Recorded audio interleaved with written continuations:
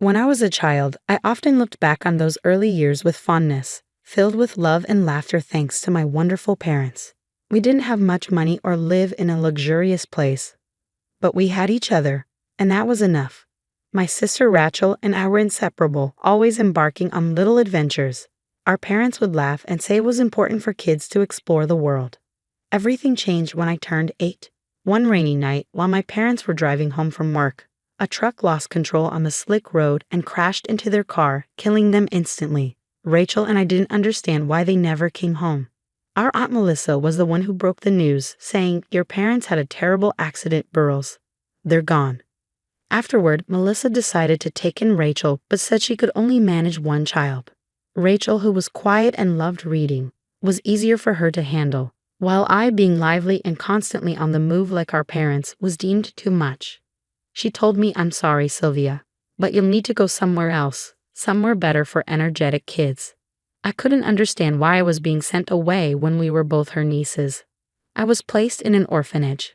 The place felt cold and smelled of antiseptic, and I felt like I didn't belong. It seemed as though I was being abandoned, not even wanted by my own aunt. But then something good happened. The Smiths, friends of my parents, learned about my situation and came to take me in. They didn't see me as a troublesome child, but as a girl who had just lost everything. "Why would we not want you, Sylvia?"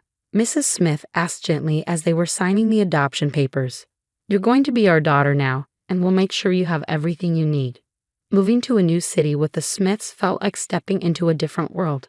They loved me as their own, never making me feel like an outsider. They supported me through school, cheered for me at soccer games, and were there for every high and low as I adjusted to my new life. Even with their love, I often wondered about Rachel. How was she doing? Was Melissa kind to her? Did she miss me as much as I missed her? But life moved on, and I grew up in a home filled with love and acceptance, slowly healing from my past. That's how my journey started, in a loving home that chose me when my own family had turned me away. One morning, Mrs. Smith noticed I was quiet and asked, "Hey Sylvia, you seem awfully quiet today. What's on your mind?" "It's nothing really," I said, "just thinking a lot about the past lately." I hesitated, unsure how to bring up the box of old letters I had found in the attic. The letters weren't meant for me, but they had told me so much. "Whatever it is, you can tell us," Mr. Smith said, his expression warm and inviting. Taking a deep breath, I decided it was time to share. I found letters from Aunt Melissa to my parents. She talked about taking in Rachel, but not me, saying I was too much like my parents and too wild to fit into her perfect family. The room fell silent for a moment. Mrs. Smith reached over and squeezed my hand. "Oh, Sylvia, that must have been hard to read." "It was," I said, "but it explains a lot. It's why she never came to see me, not even once. I guess I just wasn't the right fit." Mr. Smith said firmly, "Remember, we chose you because you fit perfectly with us, not because you needed to fit a certain mold."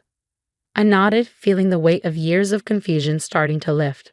"I know, and I'm grateful every day, but it still hurts to be rejected for who I am." "We know, sweetheart," Mrs. Smith said with a warm smile. "But remember, you're not that little girl anymore. You're a strong young woman who has overcome so much." "You're right," I said. "I'm going to use this. I'm going to write my thesis on family dynamics and acceptance. Maybe I can help others understand and deal with similar situations." "That sounds like a wonderful idea," Mr. Smith said proudly. "We're so proud of you." The rest of my college years flew by as I focused on my studies and part-time work, driven by a desire to show that being too much can actually mean having a lot to offer. My thesis on family acceptance was well received, opening doors to graduate studies and a promising career in social work. Every success felt like a quiet reply to Aunt Melissa, proving that her rejection didn't define me but pushed me forward. My bond with my adoptive parents grew stronger, and I found comfort in knowing I was loved unconditionally as my career took off. I often thought about those difficult revelations and used them to fuel my passion for helping others. Every client I assisted and every family I saw reconcile felt like healing a small part of myself that had been hurt. Through it all, I kept moving forward, determined to live a life filled with love and acceptance, proving that sometimes being too much is just enough. One crisp afternoon, as I was settling into my office, my phone rang, breaking the quiet. It was an unfamiliar number. "Hello, Sylvia speaking." "This is Nurse Thompson from Greenwood Care Facility," the voice said. "I'm calling about Melissa, your aunt. She's been diagnosed with Alzheimer's, and her condition has worsened." Hearing Melissa's name after so long surprised me. "I'm sorry to hear that, but there must be some mistake. Melissa and I haven't been in contact for years." "I understand, Sylvia," Nurse Thompson said, but before her memory faded, she insisted we reach out to you if things got worse. Her family hasn't visited in months. I paused, letting her words sink in. "I see. What exactly are you asking of me?"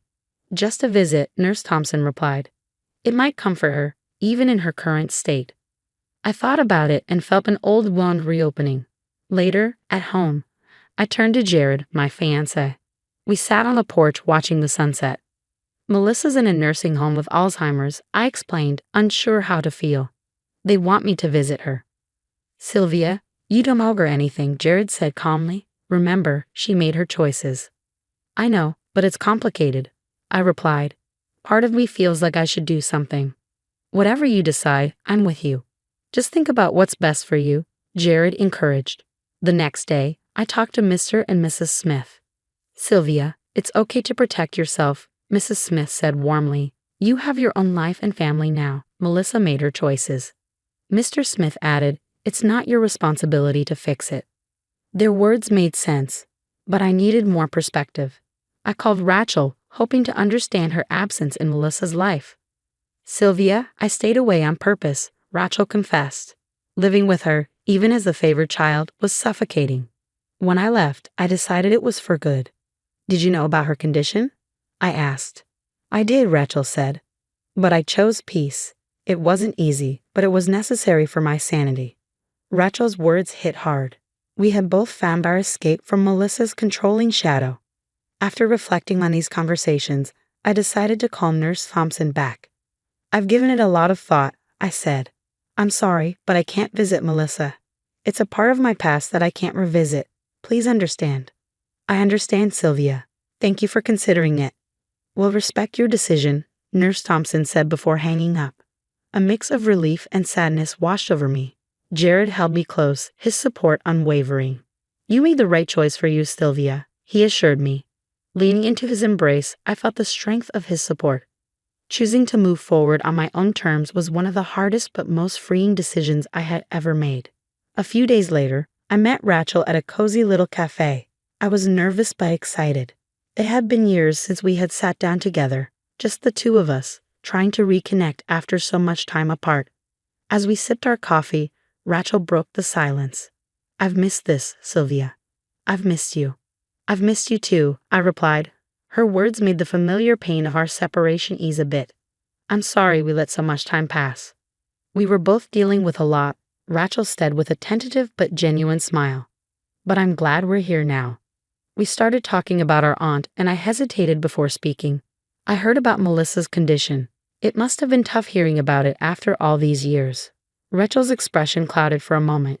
"Yeah, it brought up a lot of old feelings, but I realized that staying away was necessary for my own healing.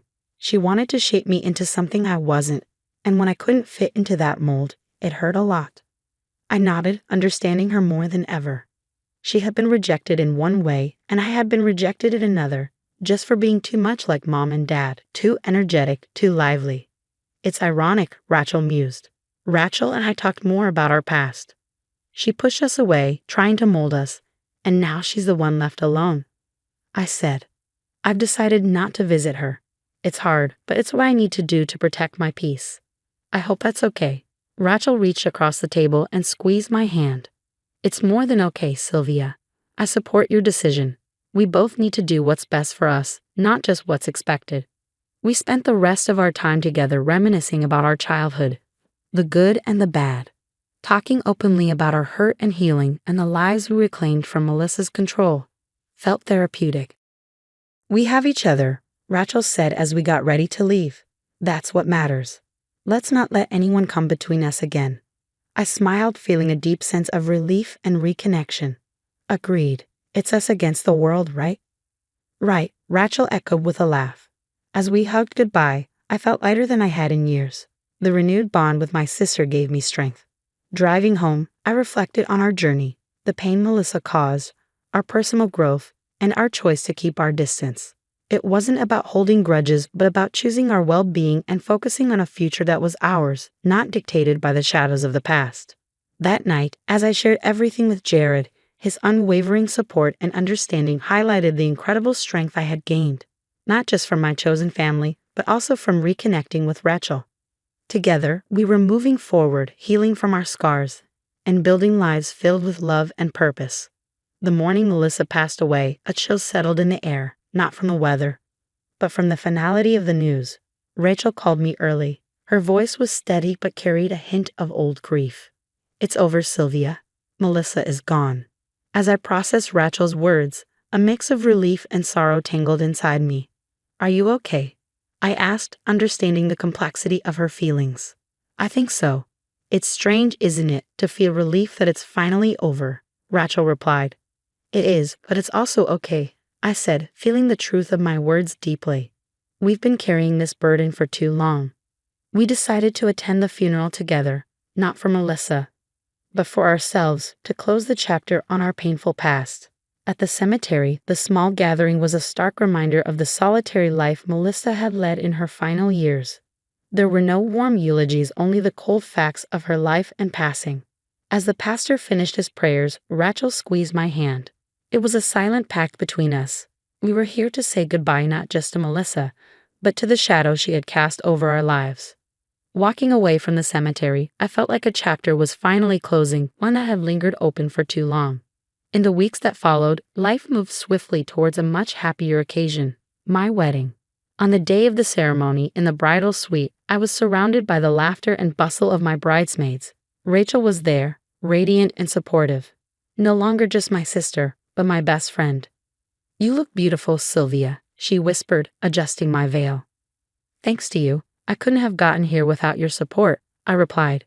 Our eyes met in the mirror, reflecting our shared history. The ceremony was everything I had dreamed of and more. Jared stood at the altar, his eyes filled with emotion as I walked toward him. The church was full of our friends and family, every face a reminder of the love and support that had guided me here.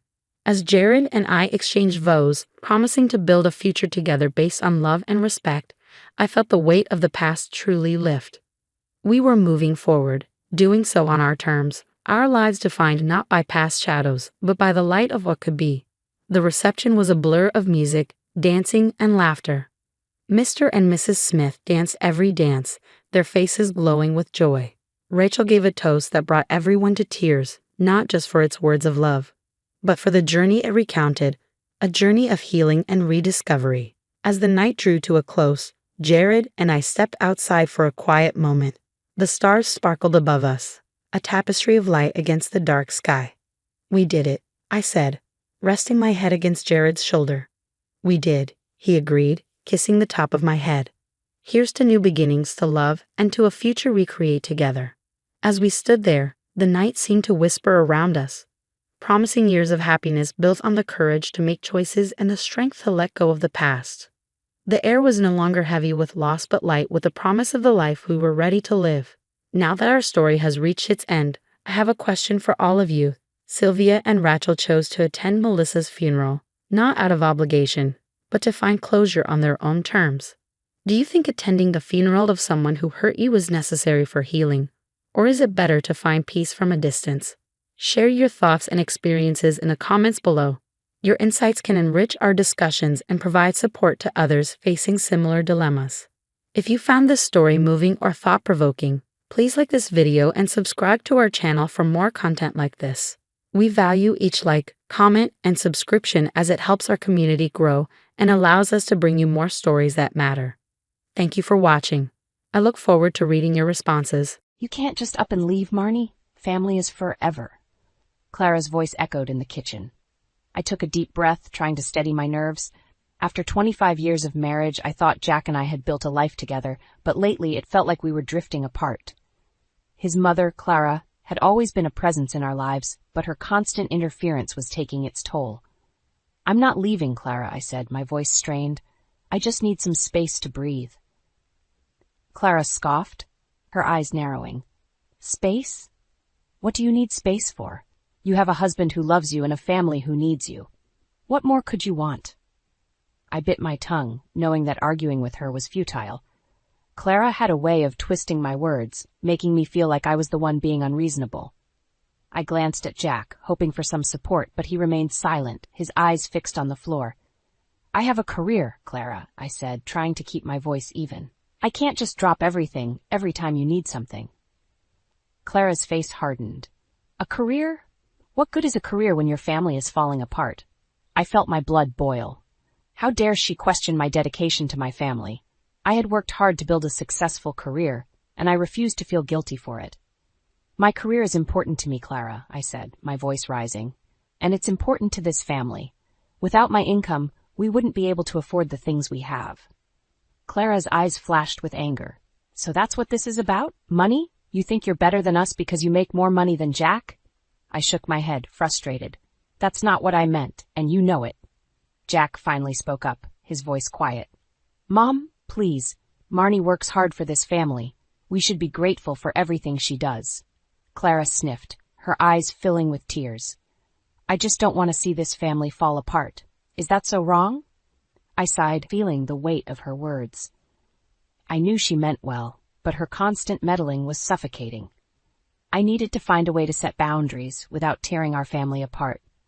No one wants this family to fall apart, Clara, I said, my voice softening. But we need to find a way to make this work for everyone. That means respecting each other's needs and boundaries. Clara's shoulders slumped, and for a moment, I thought she might actually listen. But then her eyes hardened again, and she turned to Jack. I hope you know what you're doing, son, she said, her voice cold. Because if you lose her, you'll have no one to blame but yourself. With that, she turned and walked out of the kitchen, leaving Jack and me alone in the heavy silence. I turned to him, my heart aching. Jack, we can't go on like this. Something has to change. He nodded, his eyes filled with sadness. I know, Marnie. I'm sorry. I'll talk to her, I promise. But even as he said the words, I knew they were empty. Jack had been promising to talk to his mother for years, but nothing ever changed. I was tired of waiting for him to stand up for me, for us. I looked around the kitchen, at the home we had built together. I loved this place, but lately it felt more like a prison than a sanctuary. I knew I needed to make a change, but the thought of leaving everything I had known for so long was terrifying. But as I looked at Jack, at the man I had once loved so deeply, I knew I had to do something. I couldn't keep living like this, constantly walking on eggshells, afraid to speak my mind. I deserved better, and so did our marriage. I took a deep breath, steeling myself for the conversation to come. It wouldn't be easy, but I knew it was necessary. I just hoped that Jack would be willing to fight for us, to stand up to his mother and put our marriage first. Because if he couldn't do that, then I didn't know how much longer I could stay. What do you mean you emptied the savings again? I felt my blood run cold as I stared at Jack, disbelief etched on my face. He shifted uncomfortably, avoiding my gaze. Mom needed help with some unexpected expenses. I couldn't just leave her hanging. I took a deep breath, trying to control my rising anger. Jack, we've talked about this. We can't keep bailing your mother out every time she has a financial hiccup. We have our own bills to pay, our own future to plan for. Jack's eyes flashed with defensiveness. She's my mother, Marnie. I can't just turn my back on her. And I'm your wife, I snapped, my voice rising. When are you going to start putting our needs first? He flinched at my words, but I couldn't bring myself to feel guilty. I was tired of always being the one to compromise, to sacrifice my own dreams and desires for the sake of his family. I'm trying, Marnie, he said, his voice strained. But you know how Mom can be. She's been through so much, and she needs our support. I scoffed, shaking my head. Support is one thing, but this is enabling. She's a grown woman. Jack, she needs to learn to stand on her own 2 feet. He sighed, running a hand through his hair. I know, but it's not that simple. She's my mother, and I can't just abandon her. I felt my heart sink at his words. It was the same argument we'd been having for years, and nothing ever seemed to change. Jack was so wrapped up in his guilt and his sense of obligation to his mother that he couldn't see how much it was hurting our marriage. I'm not asking you to abandon her, I said, my voice softening. But we need to set some boundaries. We can't keep sacrificing our own financial stability for her sake. Jack nodded, but I could see the reluctance in his eyes. "I'll talk to her, I promise. We'll figure something out." But even as he said the words, I knew they were empty promises. Jack had been saying he would talk to his mother for years, but nothing ever changed. She always found a way to manipulate him, to make him feel guilty for not doing enough. I sighed, feeling the weight of our situation pressing down on me. I loved Jack, but I was starting to wonder how much longer I could keep living like this. I deserved a partner who would put our marriage first, who would stand up for me and for our future together. As if reading my thoughts, Jack reached out and took my hand. "I'm sorry, Marnie. I know I haven't been the best husband lately, but I promise things will get better. We'll work through this together." I wanted to believe him, but a part of me couldn't help but feel skeptical. We'd had this conversation so many times before, and nothing ever seemed to change. But I knew I couldn't give up on our marriage, not yet. I had to keep fighting for what I believed in, for the life I wanted for us. "Okay," I said, squeezing his hand. "But things have to change, Jack. We can't keep going on like this." He nodded, his eyes filled with determination. "I know, and they will. I promise." As we sat there in the kitchen, the weight of our problems hanging heavy in the air, I couldn't help but feel a sense of unease. I wanted to believe that things would get better, that Jack would finally stand up to his mother and put our marriage first. But a part of me couldn't shake the feeling that this was just the beginning of a long and difficult road ahead. I took a deep breath, steeling myself for the challenges to come. I knew it wouldn't be easy, but I was determined to fight for my marriage, for the life I wanted for us. And if Jack couldn't see that, if he couldn't find a way to put me first, then I would have to find the strength to do what was best for myself, no matter how painful it might be. "They're moving in here? Without asking?" My voice cracked with disbelief as I stared at Jack, my heart pounding in my chest. He shifted uncomfortably, avoiding my gaze. "Mom and Dad need a place to stay. Their house needs some repairs, and I thought it would be nice to have them closer to us." I felt my blood boil. "Nice for who, Jack? Did you even consider how this would affect me, affect our marriage?" He sighed, running a hand through his hair. "I know it's not ideal, but they're my parents, Marnie. I can't just turn them away." I shook my head, feeling the weight of his words crushing down on me. I had just returned from a business trip, exhausted and looking forward to some peace and quiet in my own home. Instead, I was greeted with the news that my in-laws were moving in, invading my space, and disrupting my life. "This is my home too, Jack," I said, my voice trembling with anger and frustration. "You can't just make these decisions without consulting me." He opened his mouth to respond, but before he could say anything, the front door burst open, and Clara walked in, followed closely by Harold. "Marnie, dear, you're back!" Clara exclaimed, her voice dripping with false sweetness. "Isn't it wonderful that we'll all be living together now?" I forced a smile, trying to hide my true feelings. "It's certainly a surprise, Clara. I had no idea you were planning on moving in." She waved her hand dismissively. "Oh, it was all Jack's idea. He's such a good son, always looking out for his family." I glanced at Jack, seeing the guilt and discomfort written all over his face. He knew how much this would upset me, but he had gone ahead with it anyway, putting his parents' needs above our own.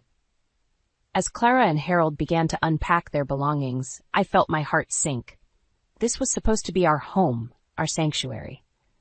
But now, it felt like a prison, with my in-laws watching my every move and judging my every decision. I tried to keep my composure, but as the days went by, the tension only grew. Clara openly disrespected my space, rearranging my belongings and criticizing my choices. Harold was no better, constantly demanding attention and expecting me to cater to his every need. I found myself retreating to my work, staying late at the office just to avoid going home. But even there, I couldn't escape the stress and anxiety that had taken over my life. One evening, as I sat at my desk, staring blankly at my computer screen, my colleague Sarah walked in. "Marnie, are you okay?" she asked, concern etched on her face. "You've been working late every night this week." I sighed, feeling the weight of my problems crushing down on me. "It's my in-laws," I confessed.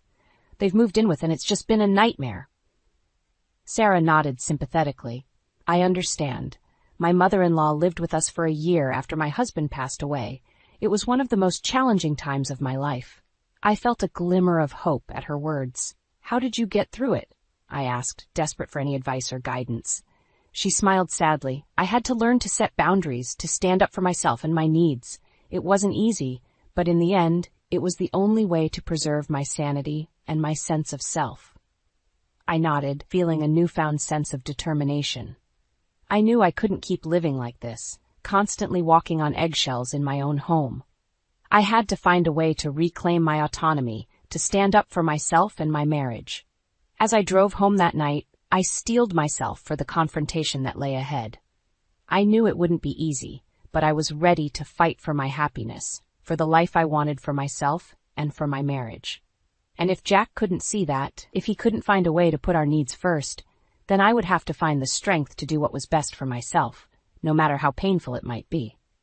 "I can't live like this, Jack," I whispered, my hands trembling as I sat across from him at the kitchen table.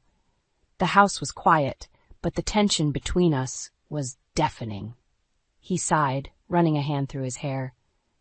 "I know it's been difficult, Marnie, but they're my parents. What do you want me to do?" I felt my frustration boiling over. "I want you to stand up for me, for us. Ever since they moved in, it's been one thing after another. My belongings are being moved around, my routines are disrupted, and your mother constantly undermines me." Jack's eyes flashed with defensiveness. "She's just trying to help, Marnie. She means well." I scoffed, shaking my head. "Means well? She's manipulating you, Jack. Can't you see that? She's always making snide comments about my job, my cooking, even the way I dress. It's like nothing I do is ever good enough for her." He looked down at his hands, avoiding my gaze. "I know she can be difficult, but she's been through a lot. We need to be patient with her." I felt my heart sink at his words. It was the same excuse he always used, the same way he always justified his mother's behavior. I was tired of being patient, tired of being the one who always had to compromise. "Patient?" I asked, my voice rising. "I've been patient for years, Jack. I've put up with her constant interference, her manipulation, her disrespect. But enough is enough. I can't keep living like a stranger in my own home." He looked up at me, his eyes filled with confusion and hurt. "What are you saying, Marnie?" I took a deep breath, steeling myself for the words I knew I had to say. "I'm saying that if things don't change, if you don't start putting our marriage first, then I don't know how much longer I can do this." His eyes widened, and he reached across the table to take my hand. "Marnie, please, don't say that. I love you and I want to make this work."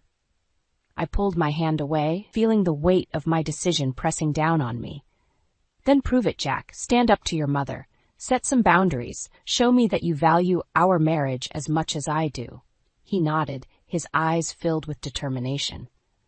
"I will, Marnie, I promise. Things will be different from now on." But even as he said the words, I couldn't help but feel a sense of doubt. How many times had he made similar promises in the past, only to fall back into the same old patterns? How many times had I allowed myself to hope, only to be disappointed once again? As the days turned into weeks, the tension in the house only grew.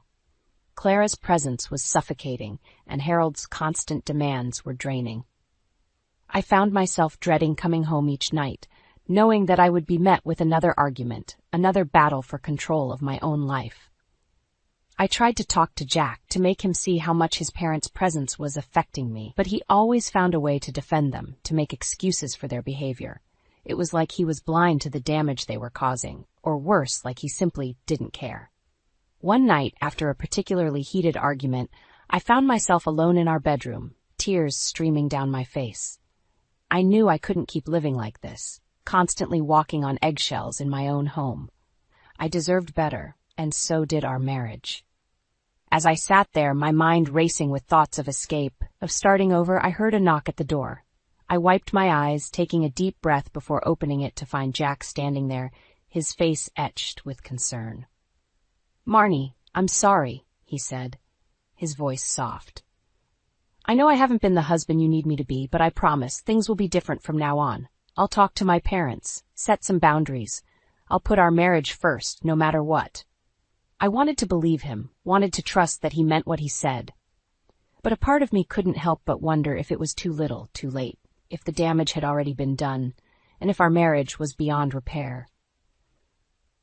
As I looked into his eyes, searching for the truth behind his words, I knew that I had a decision to make. I could either keep fighting for a marriage that seemed to be slipping away, or I could find the strength to walk away, to start over on my own terms. And as much as it pained me to admit it, I knew that the latter might be the only way to save myself, to reclaim the life I had lost. It's either them or me, Jack. My ultimatum hung heavily in the air as I stared at my husband, my heart pounding in my chest. He looked at me, his eyes wide with shock. "What are you saying, Marnie?" I took a deep breath, steeling myself for the words I knew I had to say. "I'm saying that I can't keep living like this, Jack. Your parents have taken over our lives, and you've let them. You've chosen them over me time and time again, and I can't do it anymore." He shook his head, his voice pleading. "Marnie, please, they're my parents. I can't just turn my back on them." I felt my anger rising, hot tears stinging my eyes. "But you can turn your back on me? On our marriage? Jack, I've tried to be patient, I've tried to understand, but enough is enough. I deserve better than this." He reached for me, but I pulled away, my heart breaking with each step. "I love you, Marnie. Please don't do this." I looked at him, my voice barely above a whisper. "I love you too, Jack, but I love myself more. And right now, I need to do what's best for me." With that, I turned and walked out of the room, my heart heavy with the weight of my decision. I knew it wouldn't be easy, but I also knew that I couldn't keep living a lie, pretending that everything was okay when it was far from it.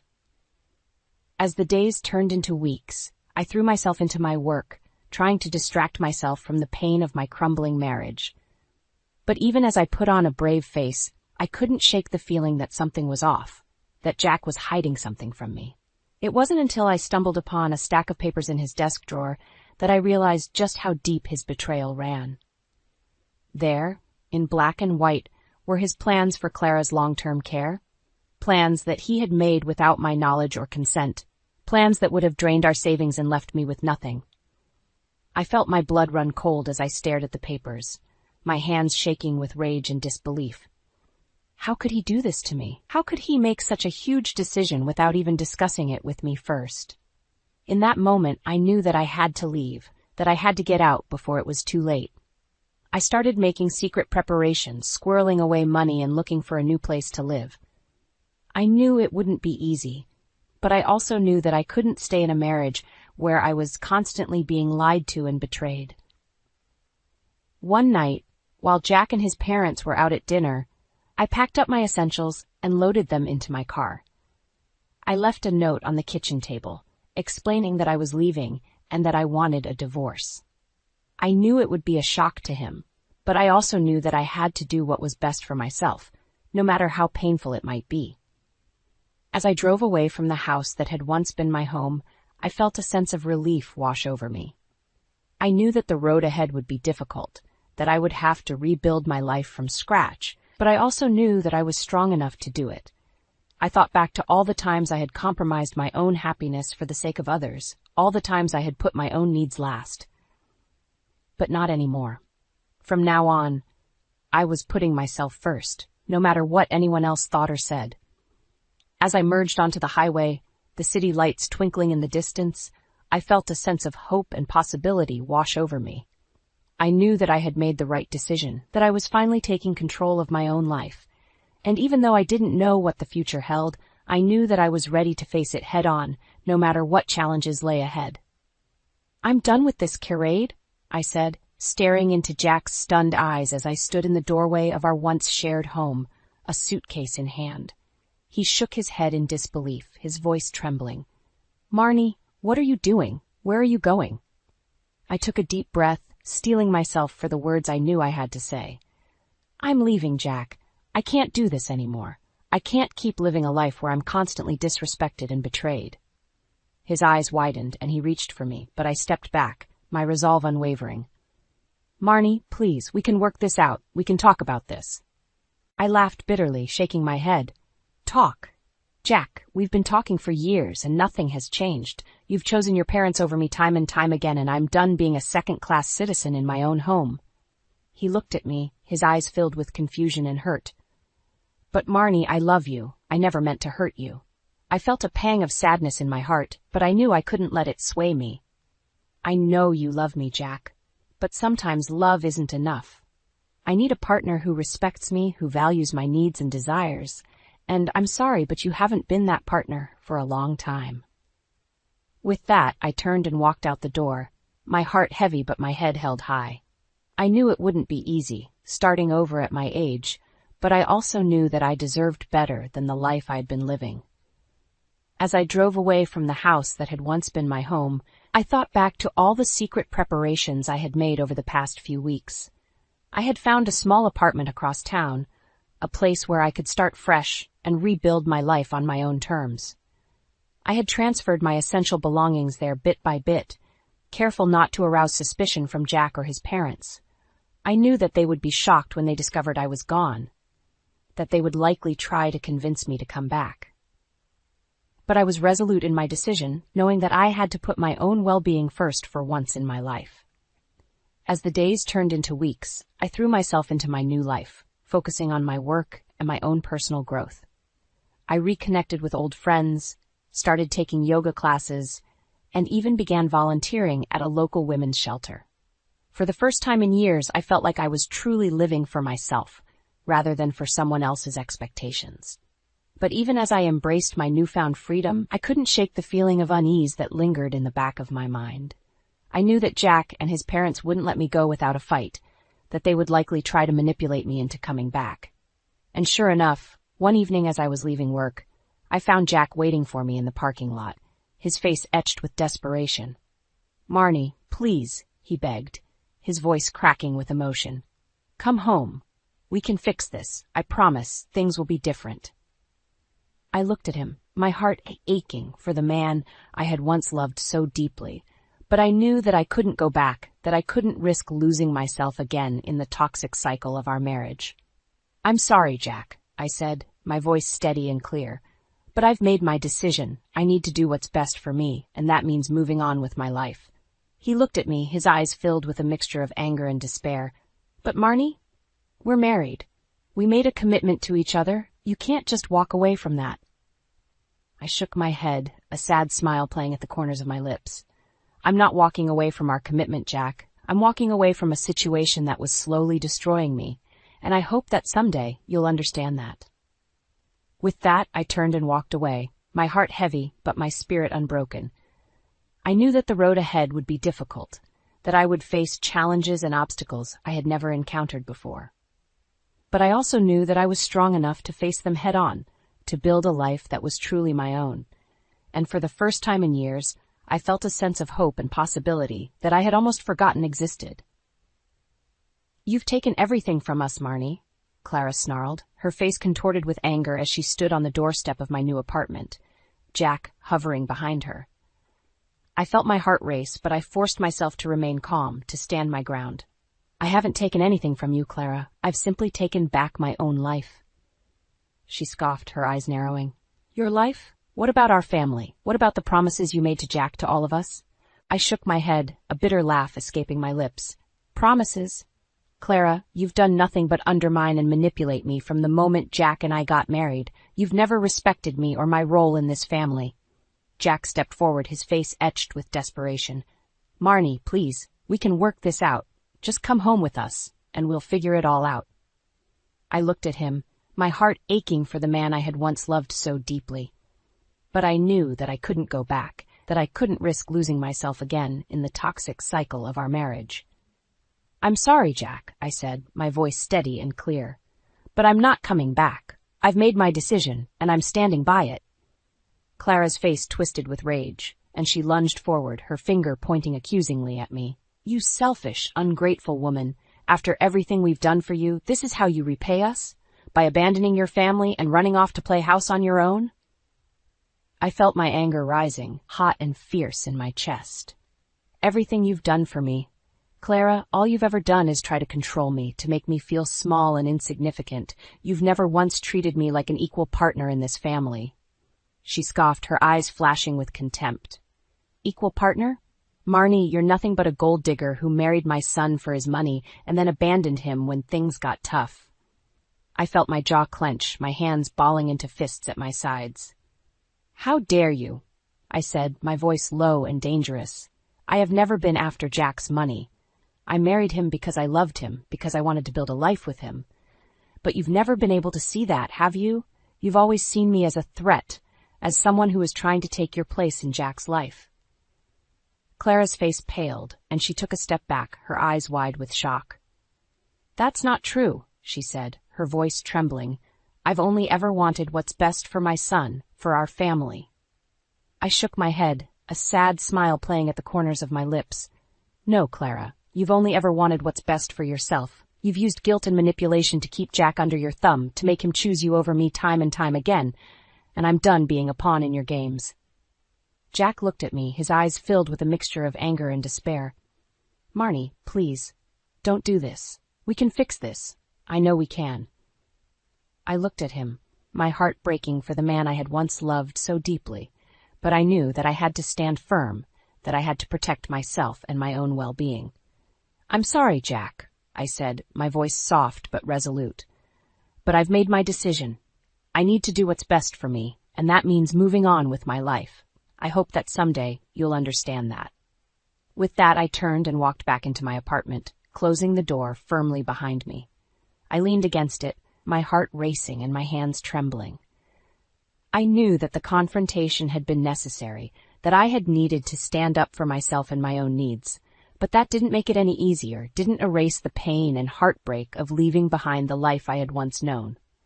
As I stood there trying to catch my breath and calm my racing thoughts, I heard a soft knock at the door. I hesitated for a moment, wondering if it was Jack or Clara come to try and convince me to change my mind. But when I opened the door, I was surprised to see Elias standing there, a concerned look on his face. "Marnie, are you okay?" he asked, his voice gentle and soothing. I heard shouting from the hallway. "Is everything all right?" I felt my eyes fill with tears, and I shook my head, my voice cracking with emotion. "No, Elias, everything is not all right. But it will be. I know it will be." He nodded, his eyes filled with understanding and compassion. "I'm here for you, Marnie. Whatever you need, I'm here." I smiled through my tears, feeling a sense of gratitude and warmth wash over me. I knew that the road ahead would be difficult, that I would face challenges and obstacles I had never encountered before. But I also knew that I wasn't alone, that I had people in my life who cared about me and supported me. And for the first time in years, I felt a sense of hope and possibility that I had almost forgotten existed. "For the first time in years, I feel free," I wrote in my diary, a smile playing at the corners of my lips as I sat in my cozy new apartment, the morning sun streaming through the windows. It had been 6 months since I had left Jack and his family, 6 months since I had taken the leap of faith and started over on my own terms. And while it hadn't been easy, I knew that I had made the right decision. In the weeks following my confrontation with Clara and Jack, I had thrown myself into my work, focusing on my career and my own personal growth. I had started taking yoga classes, joined a book club, and even begun volunteering at a local women's shelter.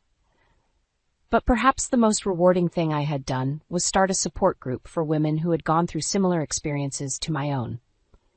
Every week, we would meet at a local community center, sharing our stories and offering each other support and encouragement.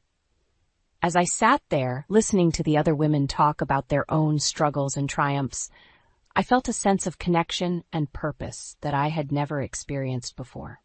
I knew that I wasn't alone, that there were other women out there who had faced the same challenges and come out stronger on the other side. One evening, after a particularly emotional meeting, I found myself walking home with Sarah, my colleague and confidant. We had grown closer over the past few months, bonding over our shared experiences and our determination to build better lives for ourselves. "I'm so proud of you, Marnie," she said, her voice warm and sincere.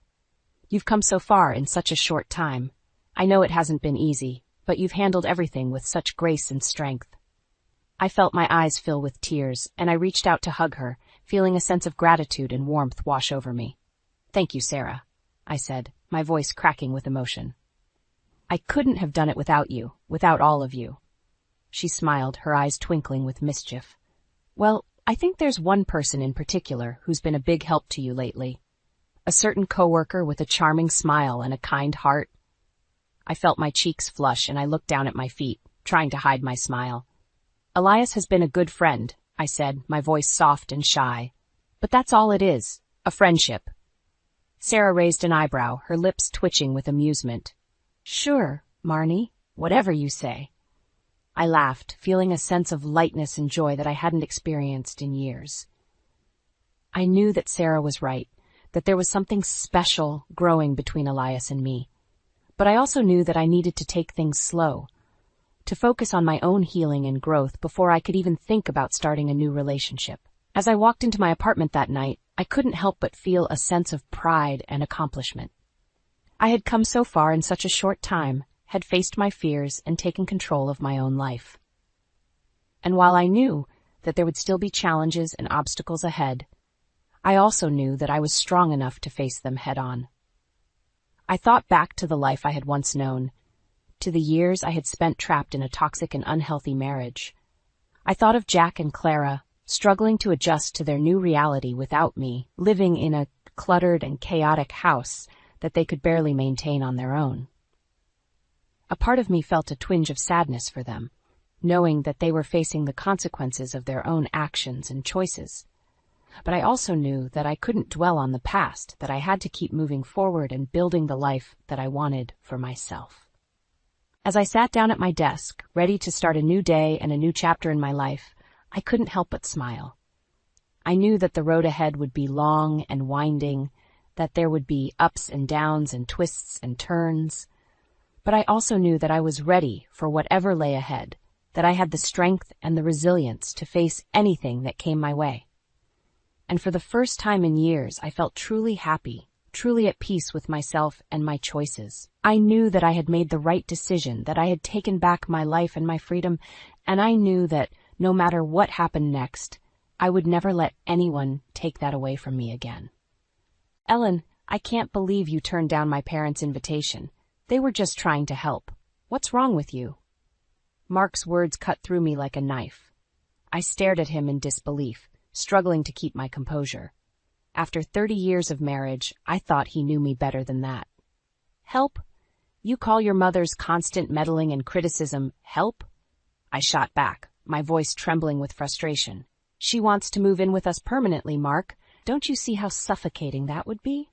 He shook his head, his expression a mixture of exasperation and disappointment. Mom's getting older, Ellen. She needs us.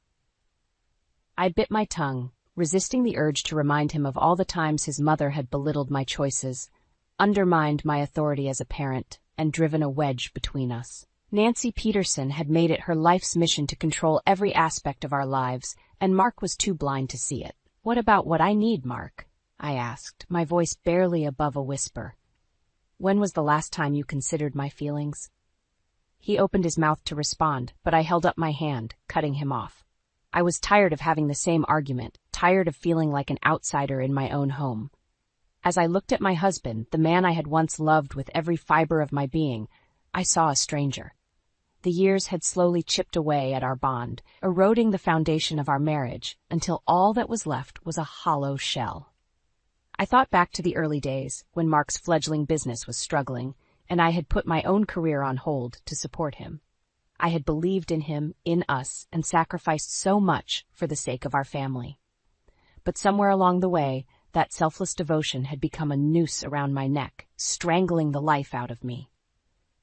Nancy had been there every step of the way, her sharp tongue and critical eye picking apart my every decision.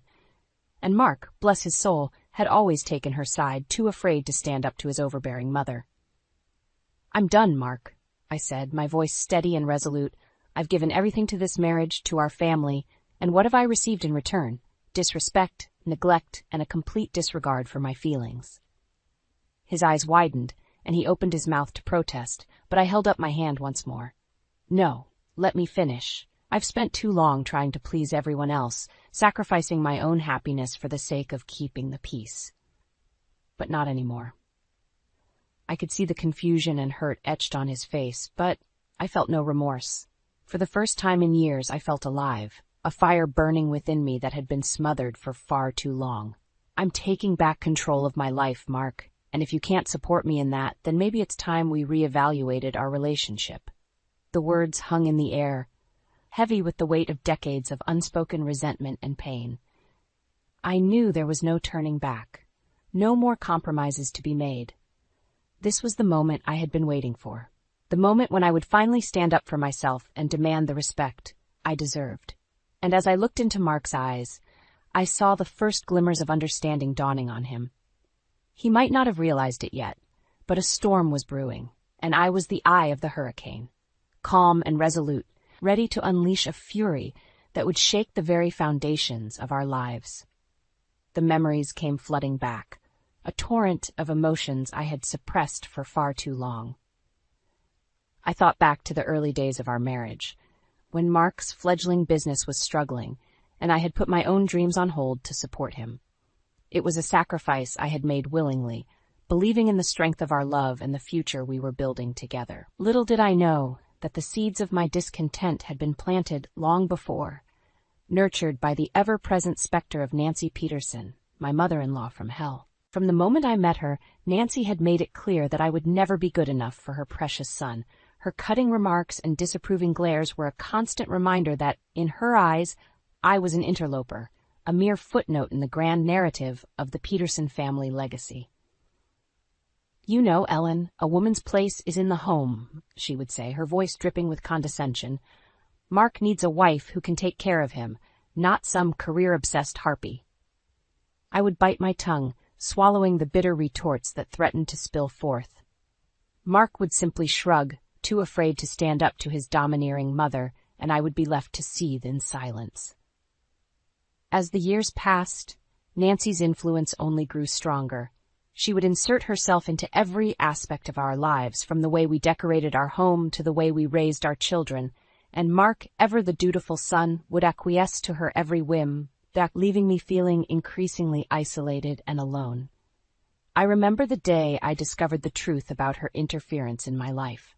It was a chance encounter with an old friend, one I hadn't seen in years, that opened my eyes to the depths of Nancy's manipulation.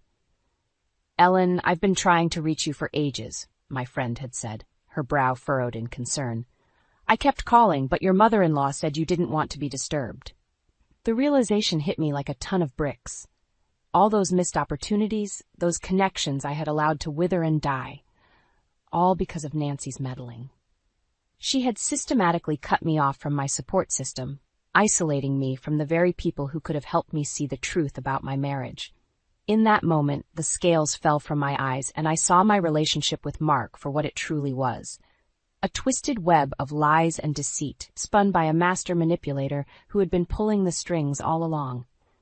As I looked back on those early years, I realized that the sacrifices I had made were not born of love, but of a desperate need to please, to conform to the twisted ideals that Nancy had imposed upon me.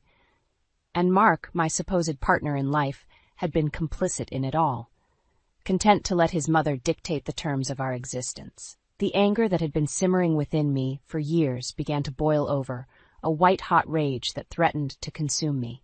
How could I have been so blind, so willing to sacrifice my own happiness for the sake of a man who had never truly seen me as an equal? It was in that moment that I made a vow to myself.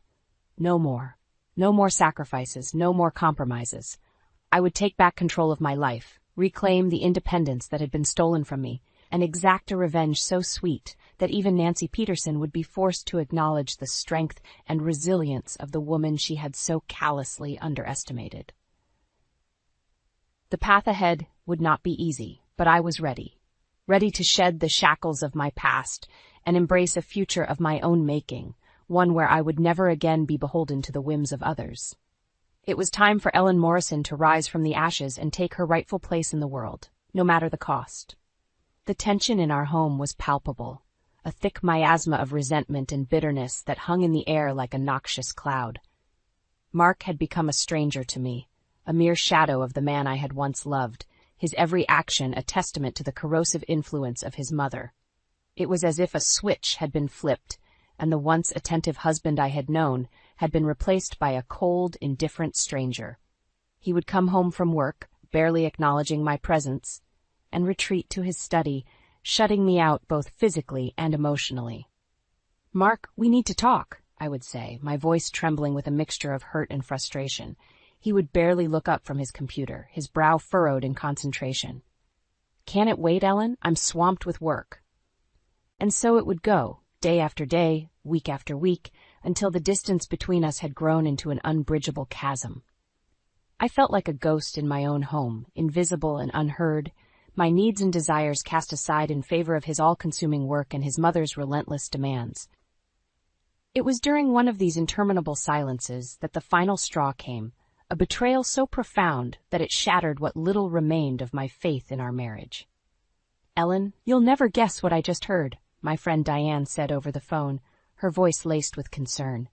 "Mark has been telling people that he's planning to sell the vacation home."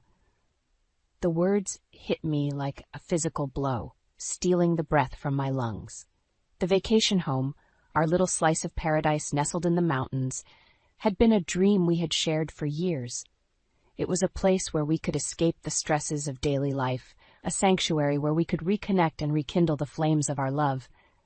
And now, without so much as a word to me, Mark had decided to sell it, to strip away yet another piece of our shared history. "That can't be true," I stammered, even as my heart sank with the realization that it was. He would never do that without talking to me first. But deep down, I knew better. This was just the latest in a long line of betrayals, a pattern of disrespect and disregard that had become the norm in our marriage. When Mark finally came home that evening, I was waiting for him, my anger simmering just beneath the surface. "Is it true?" I demanded, my voice trembling with barely contained fury. "Are you really planning to sell the vacation home?" He had the decency to look sheepish, at least for a moment, before his expression hardened into a mask of indifference. "It's for the best, Ellen," he said, as if that simple statement could justify his actions. "Mom and Dad need the money, and it's just sitting there gathering dust." I stared at him in disbelief, my hands clenching into fists at my sides. "That home is just as much mine as it is yours, Mark. How could you make such a monumental decision without even consulting me?" He shrugged, his eyes already drifting back to the stack of papers on his desk. "I didn't think you'd mind. It's not like we use it that much anymore." In that moment, something inside me snapped. The years of neglect, the constant prioritization of his family over our own, the utter disregard for my feelings and desires, it all came crashing down around me, a tidal wave of rage and resentment that I could no longer contain. "You didn't think I'd mind?" I hissed, my voice low and dangerous. "You arrogant, selfish bastard. That home was our dream, our future, and you just tossed it aside like it was nothing." Mark's eyes widened, and for the first time in years I saw a flicker of fear cross his face. But I was beyond caring, beyond the point of no return. "This is it, Mark," I said, my voice trembling with a mixture of anger and resolve. "This is the last straw. I'm done being treated like a second-class citizen in my own marriage. If you think for 1 second that I'm going to sit back and let you sell our home, our future, to support your precious mother, you've got another thing coming." The words hung in the air, heavy with the weight of years of pent-up frustration and pain, and as I looked into Mark's eyes, I saw the first glimmers of understanding dawning on him. He might not have realized it yet, but a storm was brewing, a tempest of my own making, and I was the eye of the hurricane, calm and resolute, ready to unleash a fury that would shake the very foundations of our lives. The days that followed were a whirlwind of emotions, a tempestuous storm of anger and determination that threatened to consume me. Mark's dismissive attitude had been the final straw, the catalyst that set in motion a chain of events that would forever alter the course of our lives. I knew I couldn't navigate these treacherous waters alone, so I turned to the one person I could always count on, my sister Susan. She had been a rock for me throughout the years, a steadfast ally in the face of Nancy's relentless meddling and Mark's indifference. "He's selling the vacation home, Susan," I said, my voice trembling with barely contained fury. Without even consulting me, without a second thought for what it means to me. Susan's eyes widened, and I could see the anger flashing across her face. "That selfish bastard," she spat, her normally gentle demeanor replaced by a fierce protectiveness. "After everything you've sacrificed for him, for that family, this is how he repays you?" I nodded, the tears I had been holding back finally spilling down my cheeks.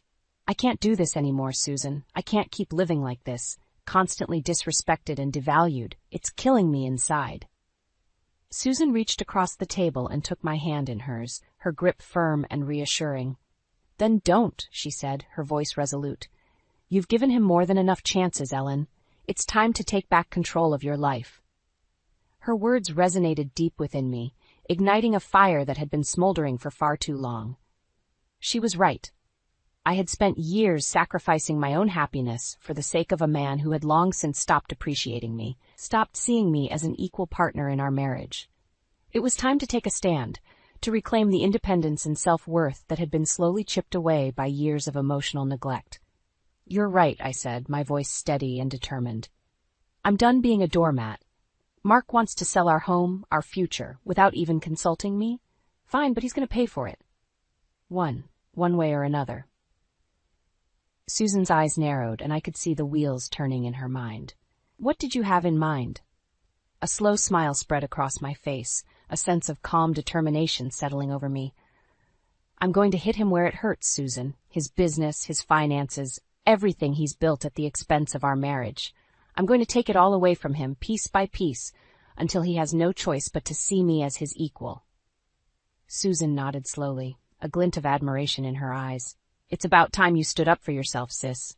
But you can't do this alone. You're going to need help, someone who knows the ins and outs of finance and can help you protect yourself. I knew exactly who she was referring to. Janet Lewis, my oldest and dearest friend, a woman who had weathered her own marital storms and emerged victorious. Janet was a force to be reckoned with, a financial powerhouse with a keen eye for strategy and a heart of pure steel. You're right, I said, my resolve hardening with each passing moment. It's time to call in the cavalry. The wheels were in motion and there was no turning back. Mark might have thought he had won, that he could simply discard me like an unwanted relic of the past, but he was sorely mistaken. I was done being the meek, submissive wife, the one who turned a blind eye to his indiscretions and his mother's manipulations. No, this was a new chapter in my life, a rebirth of sorts, and I was determined to emerge from the ashes stronger, fiercer, and more resilient than ever before. Mark had awoken a sleeping giant, and by the time I was through with him, he would rue the day he ever dared to underestimate the power of a woman scorned. The next few days were a whirlwind of clandestine meetings and hushed conversations as Susan and I put the wheels in motion for my grand plan of retribution. Janet Lewis, my oldest and dearest friend, was the linchpin that would hold everything together. Janet was a force to be reckoned with, a financial powerhouse who had weathered her own marital storms and emerged victorious. She was the one who had helped me secure my finances years ago, ensuring that a portion of my assets were safely tucked away beyond Mark's reach. Ellen, you know I've always had your back, Janet said as we sat across from each other in her sleek downtown office. But are you sure about this? Once you set this plan in motion, there's no going back. I met her gaze, my resolve unwavering. I've never been more sure of anything in my life, Janet. Mark has taken me for granted for the last time. It's time he learned what it means to truly respect me. Janet nodded slowly, a glint of admiration in her eyes. All right then, let's get to work. Over the next few days, Janet and I pored over financial statements, legal documents, and business records, meticulously piecing together a comprehensive picture of Mark's empire. It was a tangled web of shell companies, offshore accounts, and questionable dealings, the perfect ammunition for my revenge. As we worked, Janet would regale me with stories of her own marital struggles, tales of a husband who had grown complacent and neglectful, much like Mark. But unlike me, Janet had taken decisive action, leveraging her financial acumen to secure her independence and emerge from the ashes of her failed marriage stronger than ever before. You know, Ellen, when I was going through my own hell, the one thing that kept me going was the strength of my friendships, she said, her voice tinged with a mixture of sadness and resolve. My girlfriends were my rock, my support system when everything else was crumbling around me. I nodded, thinking of Susan and the unwavering support she had shown me throughout this ordeal. I don't know what I'd do without you all, I admitted. You've given me the courage to stand up for myself, to take back control of my life. Janet reached across the table and squeezed my hand, her eyes shining with a mixture of pride and determination. That's what we do, Ellen. We women have to stick together, especially in the face of adversity. And trust me, once we're done with Mark, he'll never underestimate the power of a woman scorned again. With Janet's guidance, I began to quietly divert funds, siphoning off a portion of my assets into secure accounts that Mark had no knowledge of. It was a delicate dance, one that required precision and stealth, but with each transfer, I felt a sense of empowerment wash over me. No longer was I the meek, submissive wife, content to let Mark and his mother dictate the terms of my existence. I was taking control, reclaiming the independence that had been stripped away from me over the years, and I was doing it on my own terms. As the pieces of my plan fell into place, I could feel the tension mounting, a palpable sense of anticipation that crackled in the air like static electricity. Mark remained oblivious, going about his daily routine with the same indifference that had become the norm in our marriage.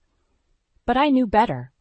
I knew that the calm before the storm was merely a fleeting illusion, and that soon the tempest I had been carefully cultivating would be unleashed, shattering the fragile facade of our lives and leaving Mark to confront the harsh reality of his actions.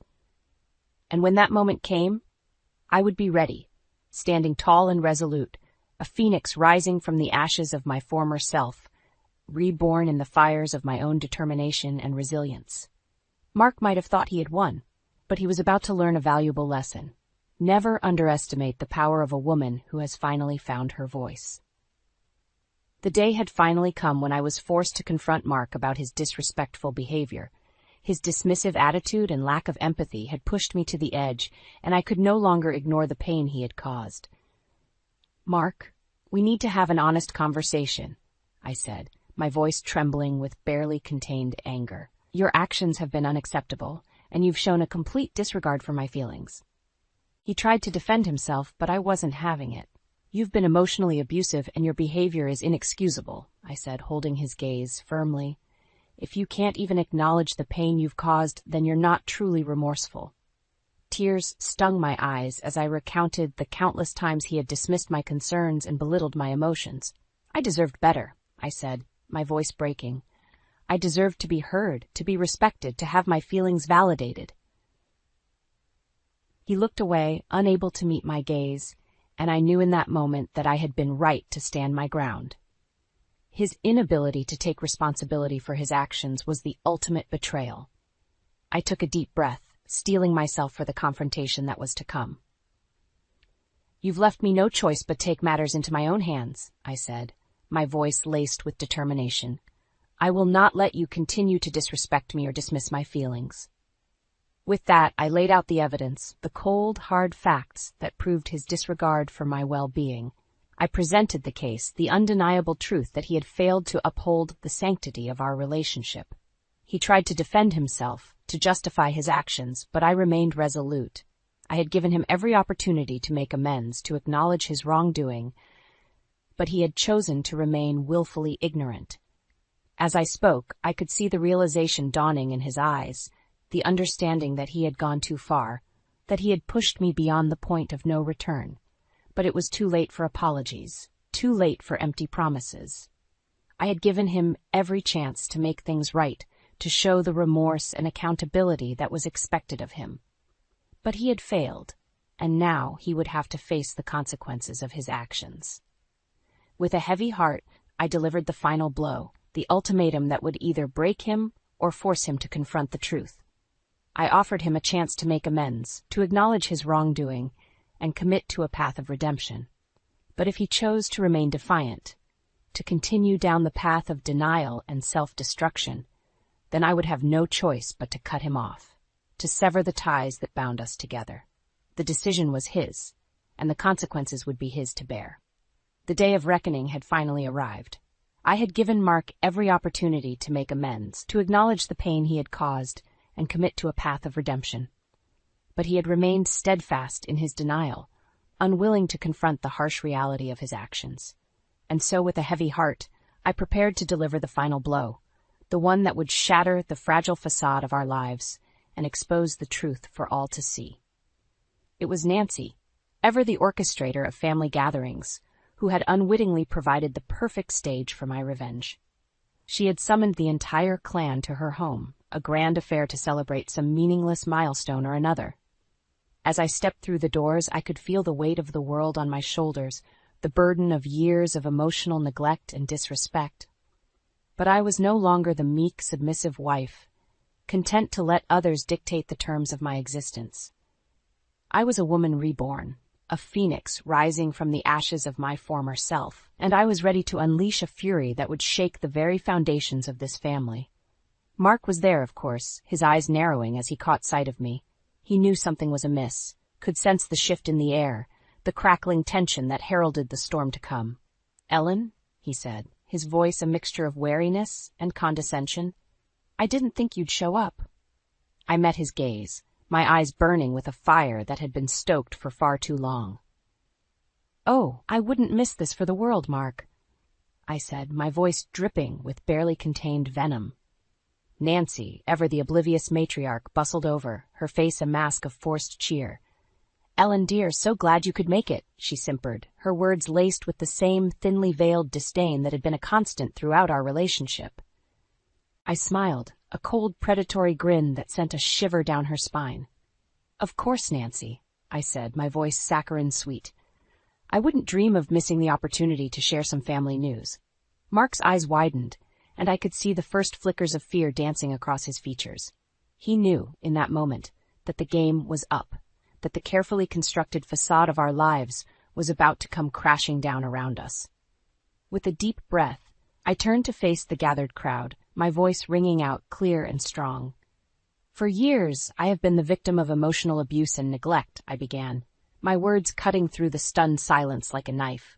"My husband, Mark, has shown a complete disregard for my feelings, my needs, and my worth as a partner in our marriage."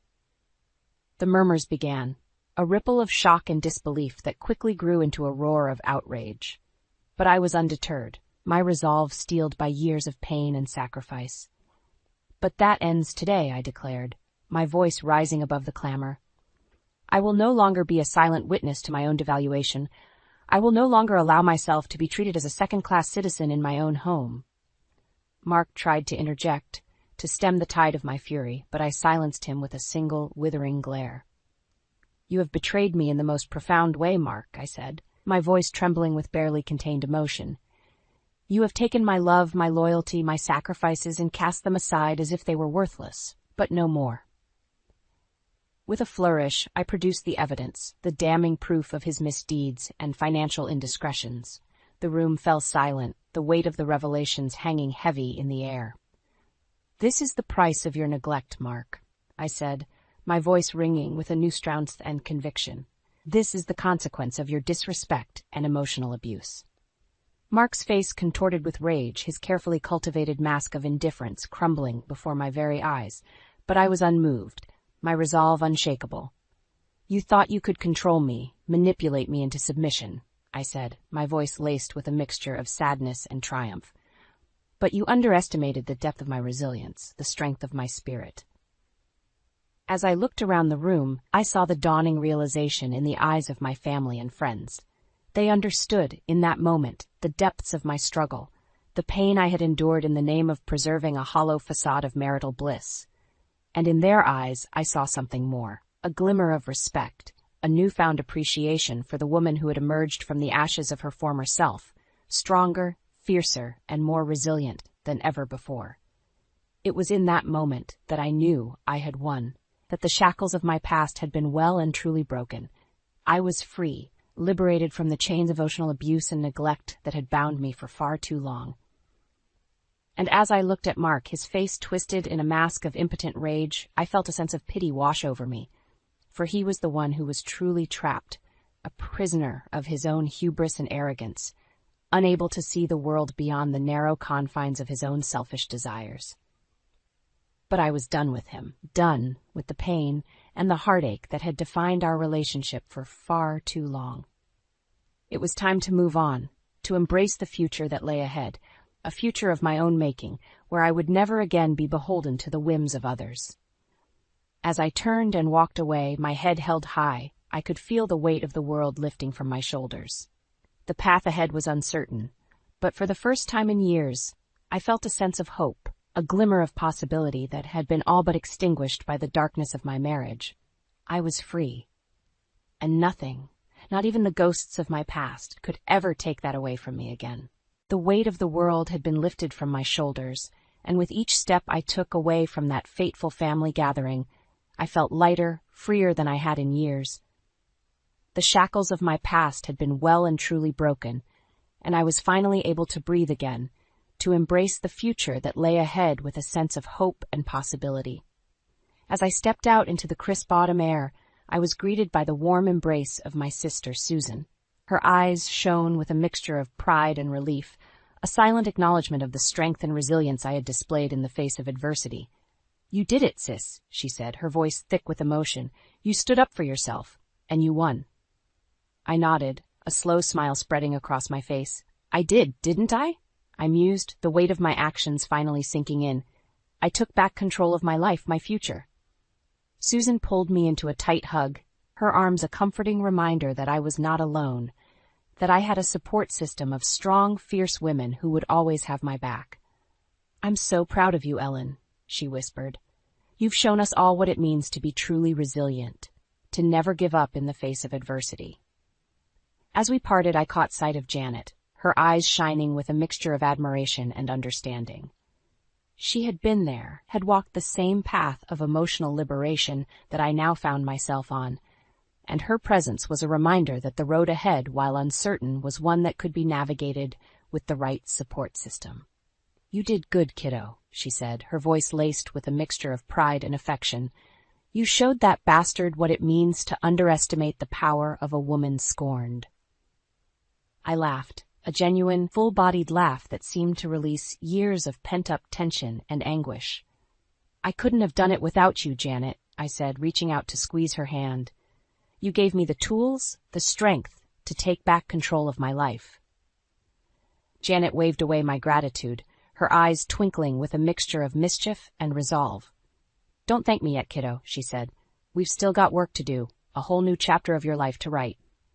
And with those words, I felt a sense of excitement bubbling up within me, a newfound zest for life that had been all but extinguished by the darkness of my marriage. The future was a blank canvas, waiting to be painted with the vibrant colors of my own making, and I was ready to embrace it with open arms. In the days and weeks that followed, I set about rebuilding my life, piece by piece. I found a cozy little apartment closer to Susan, a sanctuary where I could truly call the shots, where the ghosts of my past could no longer haunt me. I rediscovered old hobbies and passions that had been pushed aside in the name of keeping the peace, and I found myself reconnecting with old friends, forging new bonds, and strengthening the ties that had been strained by years of emotional neglect. It was a rebirth of sorts, a chance to reclaim the parts of myself that had been lost in the whirlwind of my marriage. And with each passing day, I felt myself growing stronger, more confident, more resilient than ever before. Of course, there were moments of doubt, fleeting shadows of insecurity that would creep in and threaten to derail my progress. But in those moments, I would turn to my support system, my sisterhood of fierce, unapologetic women who had walked the same path and emerged victorious. And in their eyes, I would see a reflection of my own strength, a reminder that I was not alone, that I had the power to shape my own destiny and forge a future that was truly my own. As I looked ahead, I couldn't help but feel a sense of excitement and possibility. The road ahead was uncertain, but for the first time in years, I felt truly alive, truly free to embrace the world on my own terms. And who knows, maybe, someday, I would find the courage to open my heart to the possibility of companionship once again. But this time, it would be on my terms, with a partner who saw me as an equal, who respected and valued the strength and resilience that had carried me through the darkest of times. For now, though, I was content to simply revel in my newfound independence, to bask in the warmth of my own self-worth, and the knowledge that I had emerged from the ashes of my past, a stronger, fiercer, and more resilient woman than ever before. The future was mine to shape, and I intended to make the most of every single moment. "Rachel, what are you hiding from me? I'm not just a caregiver, I'm your wife." My voice trembled as I confronted my husband, my eyes threatening to spill over. Rachel looked up from his laptop, his expression a mix of annoyance and dismissal. "Monica, please, I don't have time for your dramatics. I have important work to do." I clenched my fists, the hidden drawer of love letters and intimate photos burning in my mind. "Don't brush me off like I'm some hired help. I found your little secret stash. Who is she?" Rachel sighed, closing his laptop. "It was a long time ago, before we were married. Ancient history." "Ancient history?" I scoffed. "Those photos look pretty recent to me, and the letters are dated from last year." "Enough!" Rachel snapped, his voice sharp. "I don't have to explain myself to you. Your job is to take care of my mother, not pry into my personal affairs." I recoiled as if he'd slapped me. "Your mother? Is that all I am to you? A glorified nurse?" Rachel stood, towering over me. "Don't be so dramatic. You knew what you were getting into when you married into this family." I opened my mouth to protest, but he cut me off. "I have to go. Mother needs her medication." He brushed past me, leaving me trembling with a potent mix of anger and hurt. As the front door slammed, I sank onto the couch, tears streaming down my cheeks. How had my life come to this? I was a successful caregiver before meeting Rachel, respected and independent. Now I felt like a prisoner in my own home, trapped by the weight of his indifference and the secrets he kept. But as the anger simmered within me, a newfound determination took root. I wouldn't be dismissed or ignored any longer. It was time to take control of my life and uncover the truth, no matter how ugly it might be. I wiped my tears and stood, my hands steady. Rachel might think he could brush me aside, but he had no idea what I was capable of. I was done being the obedient wife. It was time to fight back. The next few weeks were a whirlwind of activity. I pored over the hidden letters and photos, piecing together the sordid details of Rachel's affair. The woman's name was Samantha, and their trysts had been going on for years, even after our marriage. But the betrayal ran deeper than just infidelity. I also uncovered evidence of financial mismanagement, with Rachel siphoning funds from his mother's accounts for his own use. Judith, my frail mother-in-law, was being taken advantage of by her own son. As the truth unraveled, my anger grew, fueled by a newfound sense of purpose. I wouldn't just confront Rachel. I would take back control of my life and protect Judith from further exploitation. The day Rachel returned from one of his business trips, I was ready. I laid out the evidence on the coffee table, my hands trembling with a mix of nerves and anticipation. When he walked through the door, his eyes widened at the sight of the damning letters and bank statements. "Monica, what is all this?" I met his gaze, my voice steady. "The truth, Rachel. The truth about your affair, your lies, and your betrayal of this family." His expression hardened. "How dare you go through my personal belongings? How dare you treat me like a servant in my own home?" I shot back. "I'm your wife, not some hired help, and I won't stand for your disrespect any longer." Rachel opened his mouth to protest, but I held up a hand, silencing him. "It's my turn to talk. I know everything about Samantha, about the money you've been stealing from your mother. It ends now." His face paled, and for the first time I saw a flicker of fear in his eyes. I had finally taken back control, and there was no turning back. As I laid out my demands, a divorce, full custody of the assets, and a promise to never mistreat Judith again, I felt a weight lift from my shoulders. The shackles of my oppression were finally broken, and a new chapter of my life was beginning. It wouldn't be easy, but I was ready to fight for my independence and my self-respect. Rachel had underestimated me for far too long, but those days were over. I was a force to be reckoned with, and nothing would stand in my way. The sprawling Victorian house loomed before me, its weathered exterior a stark contrast to the immaculate grounds. As I stepped inside, the musty scent of old furniture and faded memories enveloped me. "Welcome to your new home," Rachel said flatly, setting down my suitcase. "Mother's room is down the hall, and Karen's is upstairs." I nodded, already feeling like an intruder in this place. Rachel had made it clear that my role was to care for his aging mother, Judith, while he and his sister, Karen, handled the important matters. As if on cue, Karen descended the staircase, her perfectly coiffed hair and designer outfit a sharp contrast to the house's faded grandeur. Her eyes narrowed as she appraised me. "So, you're the new help," she said, her tone dripping with disdain. "I hope you're up to the task of caring for Mother. She can be quite demanding."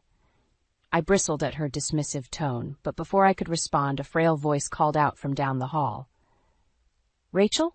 Is that you, dear?" Rachel sighed and gestured for me to follow. "Come on, let's get you acquainted with Mother." Judith's room was a sanctuary of sorts, filled with plush furnishings and the scent of lavender. The elderly woman herself was propped up in bed, her once vibrant features now etched with age and weariness. "Mother, this is Monica," Rachel said, his tone softening slightly. "She'll be taking care of you from now on."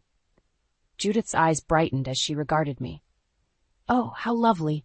It's so nice to have a friendly face around here." Karen scoffed from the doorway. "Don't get too attached, Mother. She's just the help." Judith's expression hardened.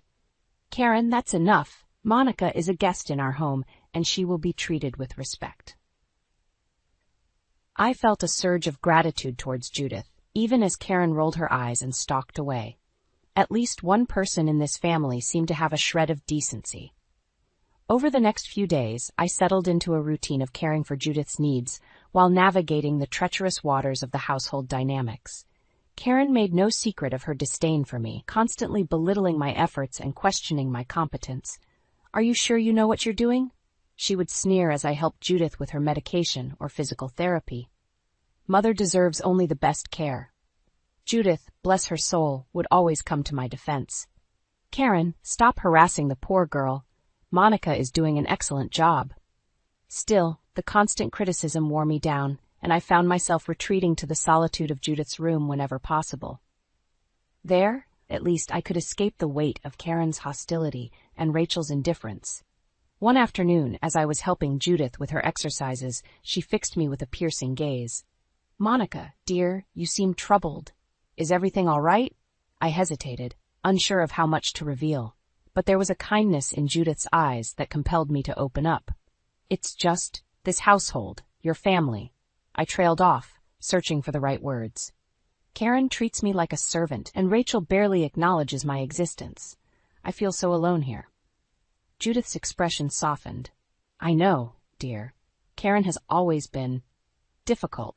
And Rachel, well, he's become a different man than the son I raised." She reached out and patted my hand. "But you mustn't let them break your spirit. You're a strong, capable woman, and you deserve far better than the way they've treated you." Her words ignited a spark within me, a newfound determination to stand up for myself and uncover the truth behind this family's secrets. If Judith could see my worth, then perhaps it was time I started seeing it too. As I helped Judith back into bed, I made a silent vow. No more would I cower in the face of Karen's cruelty or Rachel's neglect. I would unravel the mysteries of this household, one thread at a time, until I regained control of my life and my dignity. The weight of unseen chains had held me down for too long, but with Judith's support and my own resilience I would break free, no matter what it took. The shrill ring of the phone pierced the silence, shattering the fragile tranquility that had settled over the house. I hurried to answer it, half expecting Rachel's voice on the other end. "Hello? Monica, it's me." Rachel's tone was clipped, businesslike. "I have some news." I steeled myself, bracing for whatever bombshell he was about to drop. With Rachel, it was always one drama after another. "Karen and I are going on a trip, a necessary business venture to Hawaii. We'll be gone for a few weeks." My heart sank. Of course, another trip, another excuse to abandon his responsibilities. But this time, the sting was sharper, the betrayal more acute. "You're leaving me here alone? To take care of your mother by myself?" I fought to keep my voice steady. "Don't be dramatic," Rachel scoffed. "You're more than capable of handling things. Karen and I have important matters to attend to." In the background, I heard Karen's muffled voice, followed by a burst of laughter. The sound grated on my nerves, that a cruel reminder of the disdain they held for me. "But what about us?" I pressed, desperate to make him understand. "What about our marriage?" Rachel sighed, his impatience palpable. "Monica, we'll discuss this when I get back. Just focus on taking care of Mother, all right?" The line went dead, leaving me clutching the phone, a torrent of emotions swirling within me. Anger, hurt, frustration, they all coalesced into a burning determination. If Rachel and Karen thought they could just discard me, treat me like some disposable servant, they were sorely mistaken. I was done being the meek, obedient wife. It was time to take action. Over the next few days, I threw myself into caring for Judith, channeling my pent-up energy into ensuring her every need was met. But even as I tended to her, my mind was whirring, formulating a plan.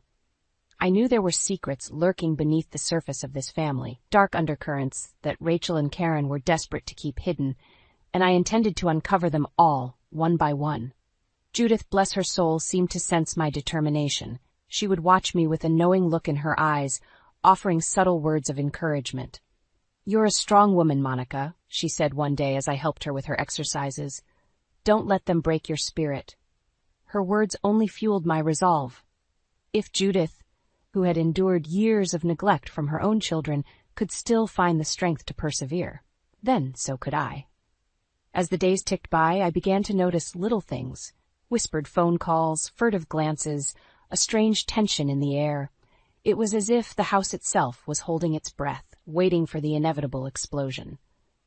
And then, one fateful afternoon, I stumbled upon a clue that would unravel everything. I was changing the linens in Rachel's study when a loose floorboard caught my eye. Curiosity piqued, I pried it open, revealing a hidden compartment beneath. And there, nestled among the dust and cobwebs, was a stack of envelopes addressed to Rachel in an unfamiliar handwriting. With trembling hands, I opened one, my eyes widening as I scanned the contents. It was a love letter, filled with intimate details and endearments, signed by a woman named Samantha. The pieces began to fall into place: Rachel's frequent business trips, his dismissive attitude towards me, the secrets he so desperately tried to conceal. He was having an affair, right under my nose. But as I dug deeper, poring over the letters and the accompanying photos, a sickening realization dawned on me. This wasn't just a casual fling. It was a long-term betrayal that had been going on for years, even before our marriage. White-hot fury coursed through my veins, burning away any lingering doubts or hesitations. Rachel had made a fool of me, disrespected me in the most profound way possible, and now he would pay the price. As I carefully replaced the floorboard, a steely determination settled over me. No more would I be the meek, submissive wife. It was time to take back control, to expose the truth and make Rachel face the consequences of his actions. The false tranquility that had blanketed this household was about to be shattered, and I would be the one wielding the hammer. The days crawled by in a blur of monotony and exhaustion. With Rachel and Karen gone, the burden of caring for Judith fell squarely on my shoulders. I rose before dawn and worked well into the night, tending to her every need with a dutiful diligence that belied the turmoil simmering beneath the surface. Judith, bless her soul, seemed to sense my inner struggle.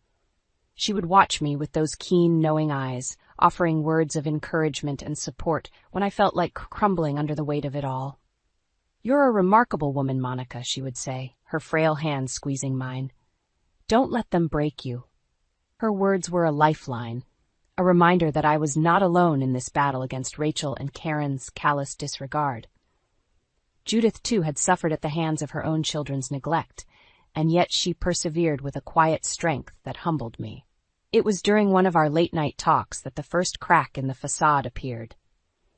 Judith had been unusually restless that evening, fidgeting and casting furtive glances around the room. "Monica, dear," she whispered, her voice trembling with urgency. "I need to show you something." Before I could respond, she had thrown off her blankets and swung her legs over the side of the bed. To my utter astonishment, she rose to her feet, standing tall and steady, a far cry from the frail, bedridden woman I had grown accustomed to. "But how?" I stammered, my eyes wide. Judith offered me a sly smile. "Let's just say I've been playing a little game of my own with Rachel and Karen." She crossed the room with surprising agility, retrieving a battered shoebox from the back of her closet. Inside were stacks of documents, checkbooks, and bank statements, a veritable treasure trove of financial records. "I've been keeping an eye on their dealings for years," Judith confided, her voice laced with bitterness. "Those ungrateful children of mine have been bleeding me dry, siphoning off funds for their own selfish desires." As she spread the documents before me, the full scope of Rachel and Karen's deception became clear. Forged signatures, hidden accounts, embezzled funds, it was all there, a tangled web of greed and betrayal. "They thought they could pull the wool over my eyes," Judith spat, her eyes flashing with righteous anger, "but I've been on to their games for far too long. In that moment, a profound shift occurred within me. The meek, downtrodden woman I had been mere weeks ago was gone, replaced by a steely resolve that mirrored Judith's own. If she, an elderly woman betrayed by her own flesh and blood, could find the strength to fight back, then so could I. As Judith and I pored over the damning evidence, a plan began to take shape. A plan to not only expose Rachel and Karen's misdeeds, but to reclaim the power and dignity they had so callously stripped from us. "We'll make them pay, Monica," Judith vowed, her voice laced with determination. "They'll rue the day they ever underestimated us." And so a covert alliance was forged, one built on shared pain and a burning desire for retribution. Judith and I became co-conspirators, united in our quest to unravel the tangled web of lies and deceit that had ensnared us both. As the days ticked by, our clandestine efforts intensified. We pored over financial records, meticulously documenting every discrepancy and irregularity. We strategized, plotting our every move with the precision of seasoned generals preparing for battle.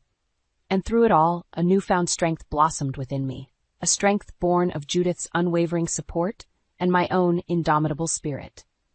The shackles of oppression that had once bound me were falling away, replaced by a fierce determination to take back control of my life.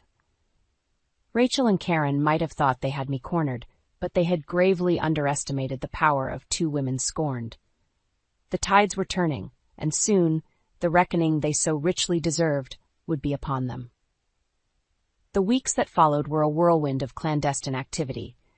Judith and I became co-conspirators, united in our quest to dismantle the web of lies and deceit that had ensnared us both. Under the guise of caring for her ailing mother, I meticulously rearranged the household finances, diverting funds back into Judith's accounts and cutting off Rachel and Karen's access to her assets. With each transaction, I felt a surge of empowerment, reclaiming the control they had so callously stripped from us. Judith, for her part, was a force to be reckoned with. Gone was the frail, bedridden woman I had first encountered. In her place stood a formidable ally, her mind sharp and her determination unwavering. "They thought they could bleed me dry," she would say, her eyes flashing with righteous anger. "But they underestimated the lengths a mother will go to protect what's hers." Together, we pored over financial records, cross-checking every transaction, every withdrawal, every cent that had been siphoned away by Rachel and Karen's greed. It was a painstaking process, but one that fueled our resolve with each damning piece of evidence we uncovered. As the days ticked by, our clandestine efforts intensified. We held hushed conversations late into the night, strategizing our every move with the precision of seasoned generals preparing for battle. Judith's rehabilitation progressed in secret, her newfound strength a testament to the indomitable spirit that burned within her, and through it all, a profound shift occurred within me. The meek, downtrodden woman I had once been was no more, replaced by a steely resolve forged in the fires of betrayal and oppression. I was no longer content to simply weather the storm. I was determined to turn the tide, to reclaim the power and dignity that had been so callously stripped from me. With each passing day, our preparations grew more intricate, our plans more meticulously crafted. We rearranged the household staff, ensuring only those loyal to Judith remained. We secured copies of crucial documents, building an ironclad case against Rachel and Karen's misdeeds. And all the while the anticipation mounted, a palpable tension that crackled in the air like static electricity. We knew the reckoning was coming, the moment when the carefully constructed facade would shatter and the truth would be laid bare for all to see. As the date of Rachel and Karen's return drew near, a sense of calm settled over me. Gone were the doubts and insecurities that had once plagued me. In their place was a steely resolve, a quiet confidence born of the knowledge that we held the upper hand. The night before their arrival, Judith and I shared a final hushed conversation, our voices laced with determination. "Tomorrow the gloves come off," Judith declared, her eyes blazing with intensity. "No more hiding, no more pretenses. It's time to make them face the consequences of their actions." I nodded, my jaw set. They won't know what hit them. As we parted ways, a sense of purpose coursed through my veins. The stage was set, the players in position. All that remained was for the curtain to rise on the final act of our grand performance. The following morning, I rose before dawn, my nerves thrumming with anticipation. This was it, the moment we had been preparing for, the culmination of weeks of meticulous planning and unwavering determination. As I went about my morning routine, a strange sense of calm washed over me. Gone were the doubts and insecurities that had once plagued me. In their place was a quiet confidence, a knowledge that I was finally in control of my own destiny. The sound of the front door opening jolted me from my reverie. Showtime.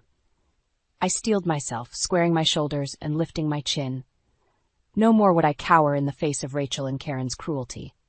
Today, the tables would turn, and they would be the ones forced to confront the consequences of their actions. As they swept into the foyer, tanned and relaxed from their Hawaiian getaway, I felt a surge of satisfaction at the looks of surprise on their faces. They had expected to find a meek, subservient housewife, but what they encountered was a woman reborn, a phoenix rising from the ashes of her former self.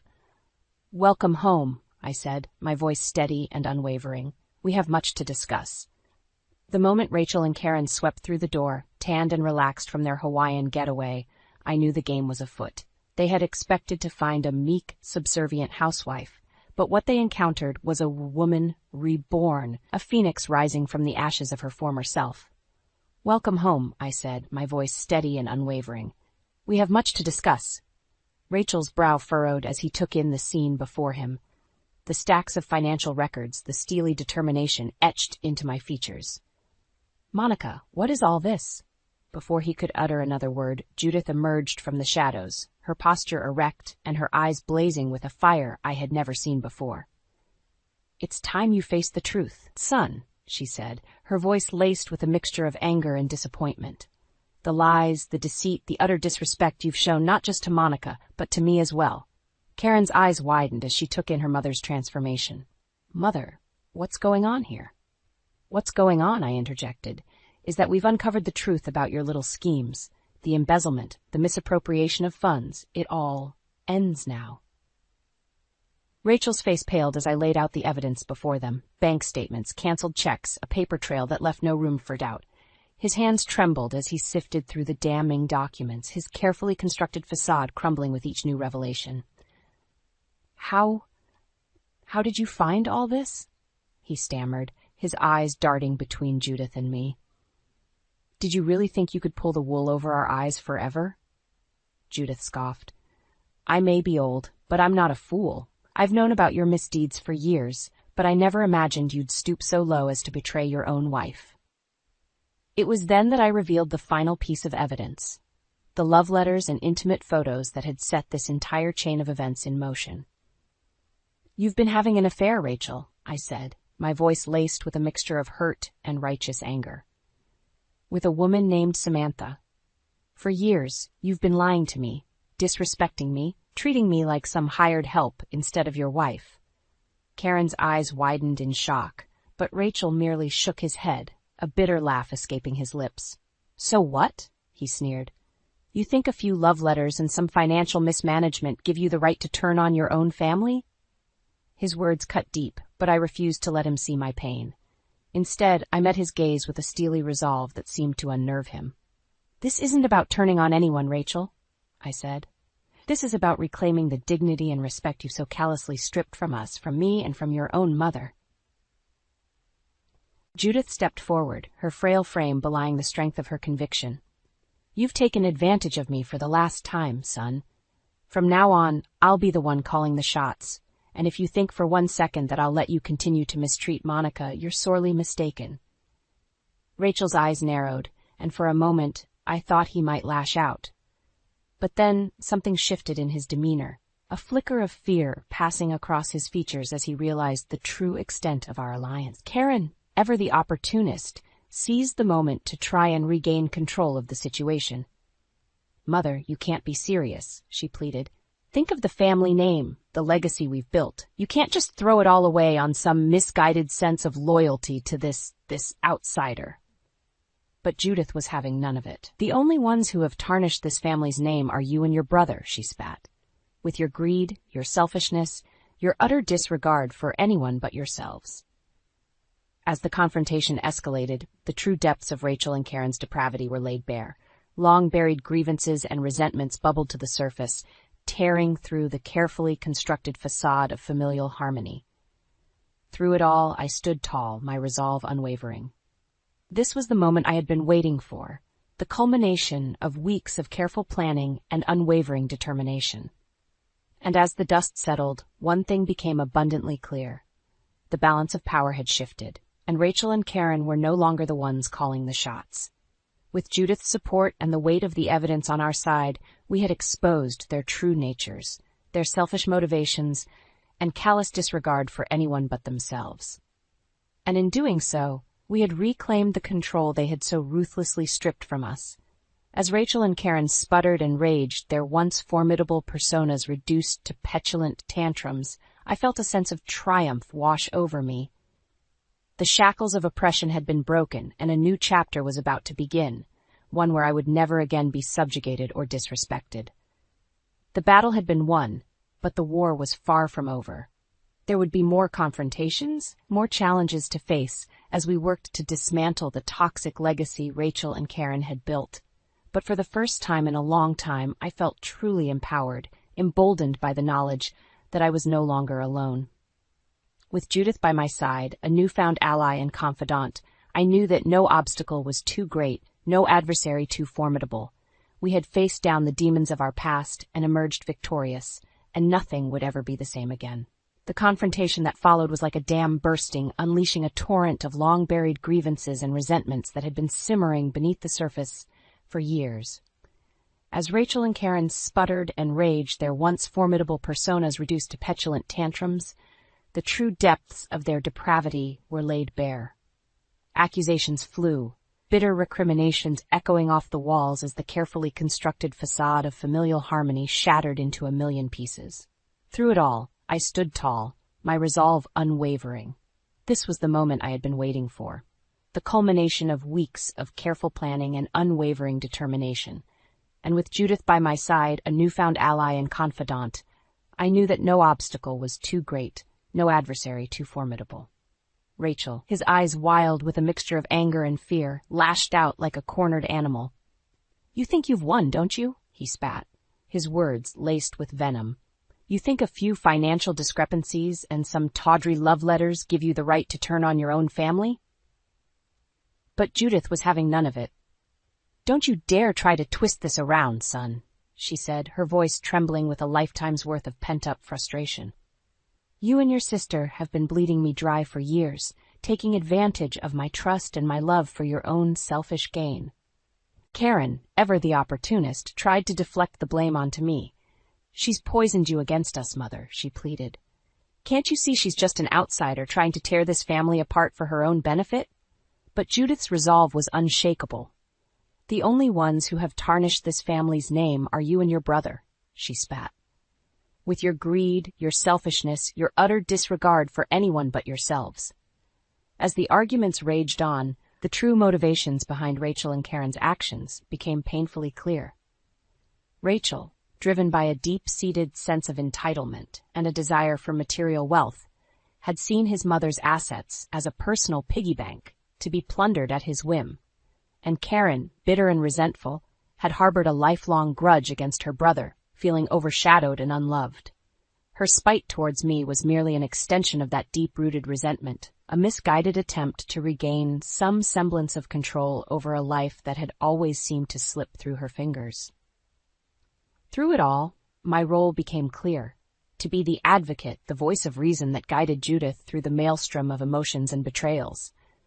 With my support, she reclaimed control over her assets, her finances, her very life that had been so callously stripped from her by her own children. And as the dust settled, the true extent of Rachel and Karen's misdeeds became painfully clear.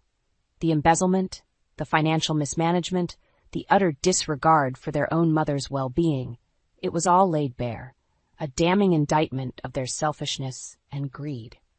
But even as they faced the consequences of their actions, even as the weight of their transgressions threatened to crush them, they remained defiant, lashing out with bitter recriminations and empty threats. "You'll regret this, Mother," Karen spat, her eyes blazing with fury. "We're your only family, and you've turned your back on us for that outsider." Rachel, his once charming facade crumbling, tried a different tack. "Think about what you're doing," he pleaded, his voice tinged with desperation. "We're blood, Mother. Surely that counts for something." But Judith was unmoved, her resolve steeled by years of neglect and betrayal. "Blood means nothing if it's poisoned by greed and selfishness," she said, her voice heavy with sadness. "You made your choices, and now you must face the consequences." As Rachel and Karen stormed out, their threats and recriminations echoing in their wake, a strange sense of calm settled over me. The battle had been won, the illusions shattered, and the path forward was clear. Judith turned to me, her eyes shining with a mixture of gratitude and newfound strength. "Thank you, Monica," she said, her voice trembling with emotion. "For everything." I nodded, feeling a profound sense of connection with this remarkable woman who had endured so much.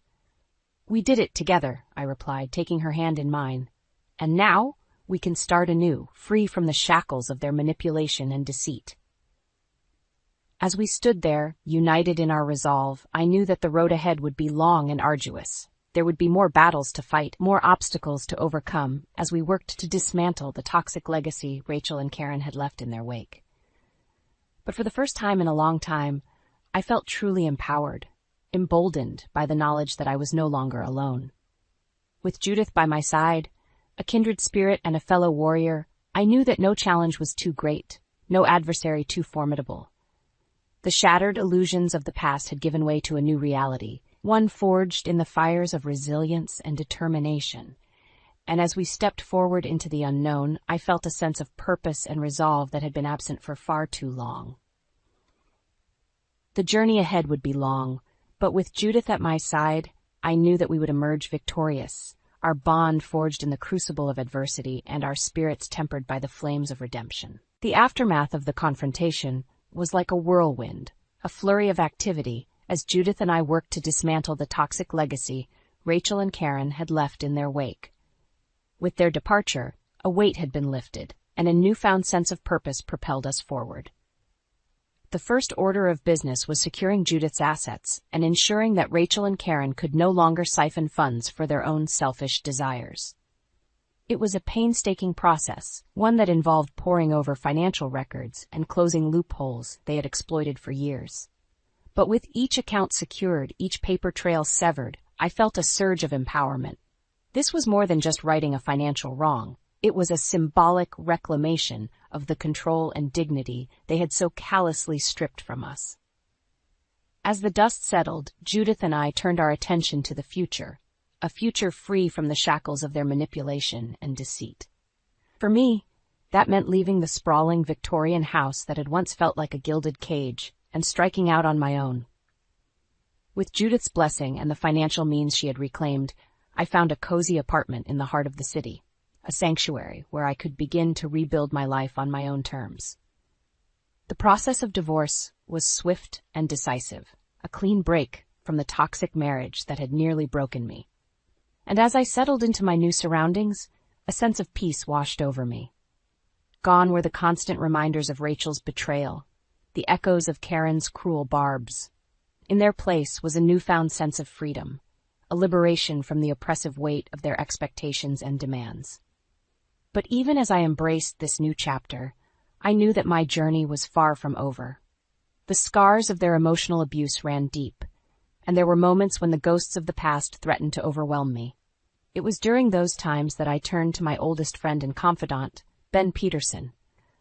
A fellow caregiver from my days before marriage, Ben had been a constant source of support and encouragement, urging me to confront my oppressors and reclaim my independence.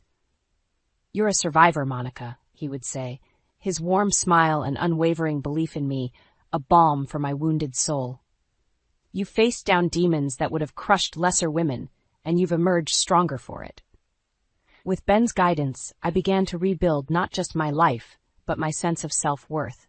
I found a job at a prestigious caregiving agency where my skills and experience were valued and respected, and as I immersed myself in my work, I felt a renewed sense of purpose, a reminder of the woman I had been before Rachel's betrayal had nearly broken me. But even as I forged ahead, Judith's journey was just beginning. With her assets secured and her children's influence finally severed, she made the bold decision to leave the Victorian house behind and start anew. I'll never forget the day she called me, her voice trembling with excitement. "Monica, I've found the most wonderful retirement community," she gushed. "A place where I can truly live, surrounded by people who appreciate me for who I am, not what I can provide them." As I helped her pack up her belongings and bid farewell to the house that had been both a prison and a sanctuary, I saw a transformation unfold before my eyes. Gone was the frail, downtrodden woman I had first encountered, replaced by a vibrant, radiant soul who had reclaimed her zest for life. In the months that followed, Judith flourished in her new surroundings, embracing a world of new experiences and friendships. She took up painting, traveled to exotic locales, and even found a special someone, a kind-hearted widower who cherished her for the remarkable woman she was. And as I watched her blossom, I couldn't help but feel a profound sense of gratitude and kinship. Judith had been my ally, my co-conspirator in the battle against Rachel and Karen's oppression. And now, we were both reaping the rewards of our hard-won victory, basking in the freedom and self-respect we had so fiercely fought for. As for Rachel and Karen, their names were rarely spoken, their influence reduced to distant echoes of a past we had both left behind. The toxic legacy they had tried to impose upon us had been dismantled, brick by brick, until nothing remained but the ashes of their own hubris and greed. In those rare moments when their memory did surface, it was met with a sense of indifference, a testament to the growth and resilience Judith and I had cultivated.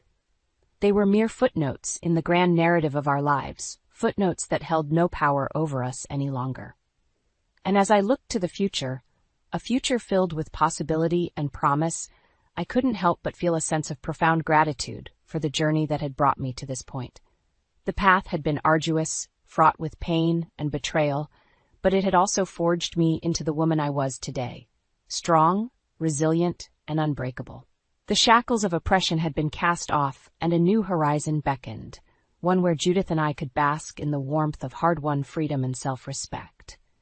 It was a future we had fought for, tooth and nail, and one that we would embrace with open arms, unburdened by the weight of the past. I arrived home from the grocery store to find Harry sitting calmly on the living room couch, a suitcase packed beside him. My heart sank as he looked up at me, his expression devoid of emotion. "I'm leaving, Alice," he said flatly. "I've been seeing someone else. I'm done. Sign these."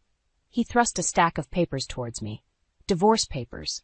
I stared at him in disbelief, the grocery bags slipping from my trembling hands.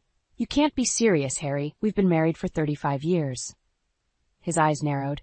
"It's over, Alice. I'm moving in with Marjorie." "Marjorie?" Our neighbor? The room started spinning as the weight of his betrayal hit me. How could he do this after everything we'd been through together?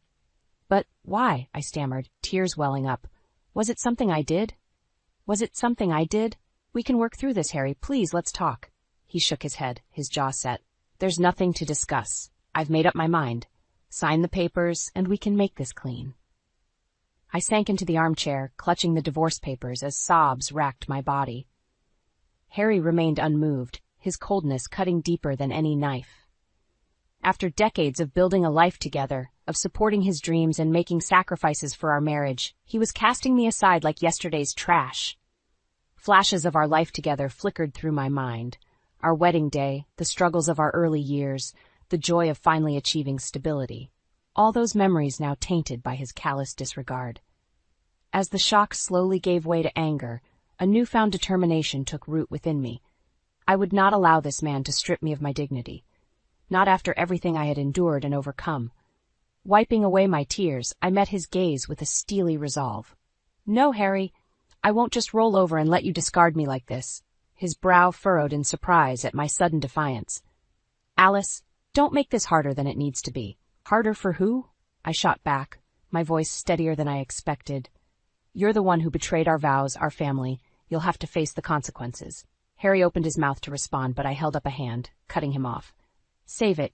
I don't want to hear your excuses or justifications. Just know this. I won't go down without a fight. You wanted to start over? Well, so will I, but on my own terms." With that, I gathered what little remained of my composure and strode out of the room, leaving Harry and his suitcase behind. A new chapter was beginning, one fueled by the burning embers of my shattered illusions and an unbreakable will to rise from the ashes, stronger than ever before. After that fateful night when Harry dropped the bombshell of his affair and impending departure, I found myself adrift, struggling to make sense of the past few decades of my life. How could I have been so blind to the cracks in our marriage? As the initial shock began to fade, memories from our earlier years together resurfaced, each one a bitter reminder of the sacrifices I had made for this man, for our family. I had retired early from my job as a high school English teacher, a career I had loved dearly, all to support Harry's dream of starting his own business. While he pursued his entrepreneurial ambitions, I became a housewife, tending to the domestic responsibilities that he so easily brushed aside. "Don't worry about the household stuff, Alice," he would say dismissively. "Focus on making sure dinner is ready when I get home from the office." Those first few years of my early retirement were some of the loneliest of my life. Gone were the daily interactions with colleagues and students that had once brought me such joy and fulfillment. Instead, my days were consumed with cleaning, cooking, and running errands, a far cry from the vibrant, purposeful existence I had once known. Whenever I dared to voice my restlessness or suggest taking up a new hobby, Harry's response was always the same, a condescending chuckle and a reminder that his business was the priority. "We can revisit your little hobbies once we're financially stable, dear," he would say with a patronizing pat on the shoulder. Those subtle put-downs and dismissals of my desires gradually chipped away at my sense of self-worth. I began to feel invisible, a mere supporting character in the story of Harry's life. "Sometimes I feel invisible, Liz," I confided in my childhood friend over coffee one afternoon. "Everything is about Harry's needs. It's like my own dreams and aspirations don't matter anymore." Liz, ever the voice of reason, squeezed my hand reassuringly. "Alice, you've made so many sacrifices for that man. Don't let him diminish your value like this. You're a strong, intelligent woman. Never forget that." Her words were a balm to my wounded spirit, but deep down I couldn't shake the nagging feeling that I had somehow failed as a wife, that my inability to meet Harry's every demand was the root cause of his disregard. Little did I know then that his disloyalty ran far deeper than I could have ever imagined. As the truth of his long-term affair with our neighbor Marjorie came to light, those memories took on a new, sickening hue. All those years of self-doubt and sacrifice, only to be cast aside like an old rag when a younger, more enticing option presented itself. The revelation was like a slap in the face, jolting me out of my complacent existence. I realized then that I had been living a lie, a carefully constructed facade orchestrated by Harry to keep me blind to his transgressions. No more. The time for meek acceptance was over. A fire ignited within me, a burning desire to reclaim the dignity and self-respect that he had so callously stripped away. If Harry wanted to discard our marriage like a worn-out garment, then I would ensure he faced the consequences of his actions, no matter how painful or messy the process might be. This was no longer just about salvaging our relationship. That ship had sailed long ago. This was about taking a stand, about proving to Harry, to myself, and to the world that I was no one's doormat. I was Alice, a woman whose strength and resilience had been forged in the fires of betrayal, and I was just getting started. If Harry's betrayal wasn't enough to contend with, my mother-in-law Rita's constant presence only added to the turmoil. That woman had made my life a living hell from the moment I married her precious son. "Alice, dear, can't you do anything right?" she would sneer during one of her frequent, unannounced visits. "Harry's shirts are always so wrinkled." I would bite my tongue, forcing a tight smile as I assured her that I did my best with the laundry. But it was never enough for Rita. No matter how spotless the house, how elaborate the meals, there was always something to criticize, some way to make me feel inadequate. Harry, of course, did nothing to defend me against his mother's relentless jabs. If anything, he seemed to revel in her doting affection, basking in her approval like a spoiled child. "Mother knows best, Alice," he would say with a smug grin. "You should listen to her advice more often." I wanted so desperately to be accepted by Rita, to finally earn her respect and approval. I deluded myself into thinking that if I could just be the perfect wife and daughter-in-law, she would eventually come around. Foolish, naive me. During one particularly tense visit, Rita had taken it upon herself to rearrange the entire kitchen while I was out running errands. When I returned home, she greeted me with a look of utter disdain. "Honestly, Alice, how can you find anything in this mess?" she clucked, gesturing to the cupboards and drawers she had upended. "I've reorganized everything for you. You're welcome." I stared at the chaos she had created, my carefully organized system now in disarray. Anger and frustration bubbled up inside me, but I swallowed it down, forcing a polite, "Thank you, Rita. That was very thoughtful of you." Her lips pursed in a thin, disapproving line. "Well, don't just stand there, dear. This kitchen won't clean itself." And so I would spend the next few hours meticulously putting everything back in its rightful place, all while Rita looked on with a critical eye, offering a steady stream of unsolicited advice. "You really should consider hiring a maid, Alice. This house is always such a mess." "Have you thought about taking a cooking class? Harry deserves better than these bland meals. When are you going to lose that extra weight, dear? You've let yourself go since the wedding." Each barb was like a tiny dagger, chipping away at my already fragile self-esteem. But I endured it all, convincing myself that it was the price I had to pay for keeping the peace in our family. Little did I know that Rita's true loyalties lay not with me, but with her precious son, the son who could do no wrong in her eyes, even as he was carrying on a sordid affair behind my back. As the truth of Harry's deception came to light, I realized with sickening clarity that Rita had known all along. She had turned a blind eye to his infidelity, perhaps even encouraged it in her twisted way. The revelation was like a slap in the face, finally snapping me out of the delusion that I could ever win this woman's approval or affection. All those years of enduring her cruelty, of sacrificing my own dignity in the hopes of appeasing her, were for naught. But as the anger and hurt threatened to consume me, a newfound resolve took root. I was done being the docile, obedient daughter-in-law. It was time for Rita to face the consequences of her actions, to see the true monster she had enabled in her own son. If she thought she could continue to belittle and undermine me, she had another thing coming. This time, I would be the one calling the shots, and neither she nor Harry would be able to stop me from exposing their web of lies and deceit. The gloves were off, and I was just getting started. The revelation of Harry's affair hit me like a ton of bricks, leaving me reeling and gasping for air. How could I have been so blind, so trusting for all these years? "He's been with her for years, Liz," I confided in my best friend through choked sobs. "How did I miss this?" Liz's arms enveloped me in a warm embrace as she gently stroked my hair. "Oh, Alice, I'm so sorry. That bastard doesn't deserve your tears." But the tears kept flowing, a torrent of pent-up emotions finally breaking free. Anger, hurt, shame, they all swirled together in a toxic cocktail, leaving a bitter taste in my mouth. As the initial shock began to subside, flashes of memory assaulted me, each one a glaring neon sign that I had willfully ignored in my desperate bid to preserve the illusion of our happy marriage. The late nights at the office that stretched into early mornings, the sudden interest in hitting the gym and updating his wardrobe, the way his phone would buzz with texts, only for him to quickly silence it and tuck it away. I had chalked it all up to the stress of running his business, convincing myself that his distance was merely a phase, that the solid foundation of our love would see us through. Fool that I was. "How could I have been so stupid, Liz?" I asked, my voice thick with self-loathing. The signs were all there, and I chose to ignore them. Liz cupped my face in her hands, her gaze unwavering. "Listen to me, Alice. This is not your fault. That lying snake is the one to blame, not you." Her words offered little solace as the full weight of Harry's deception crashed over me in waves.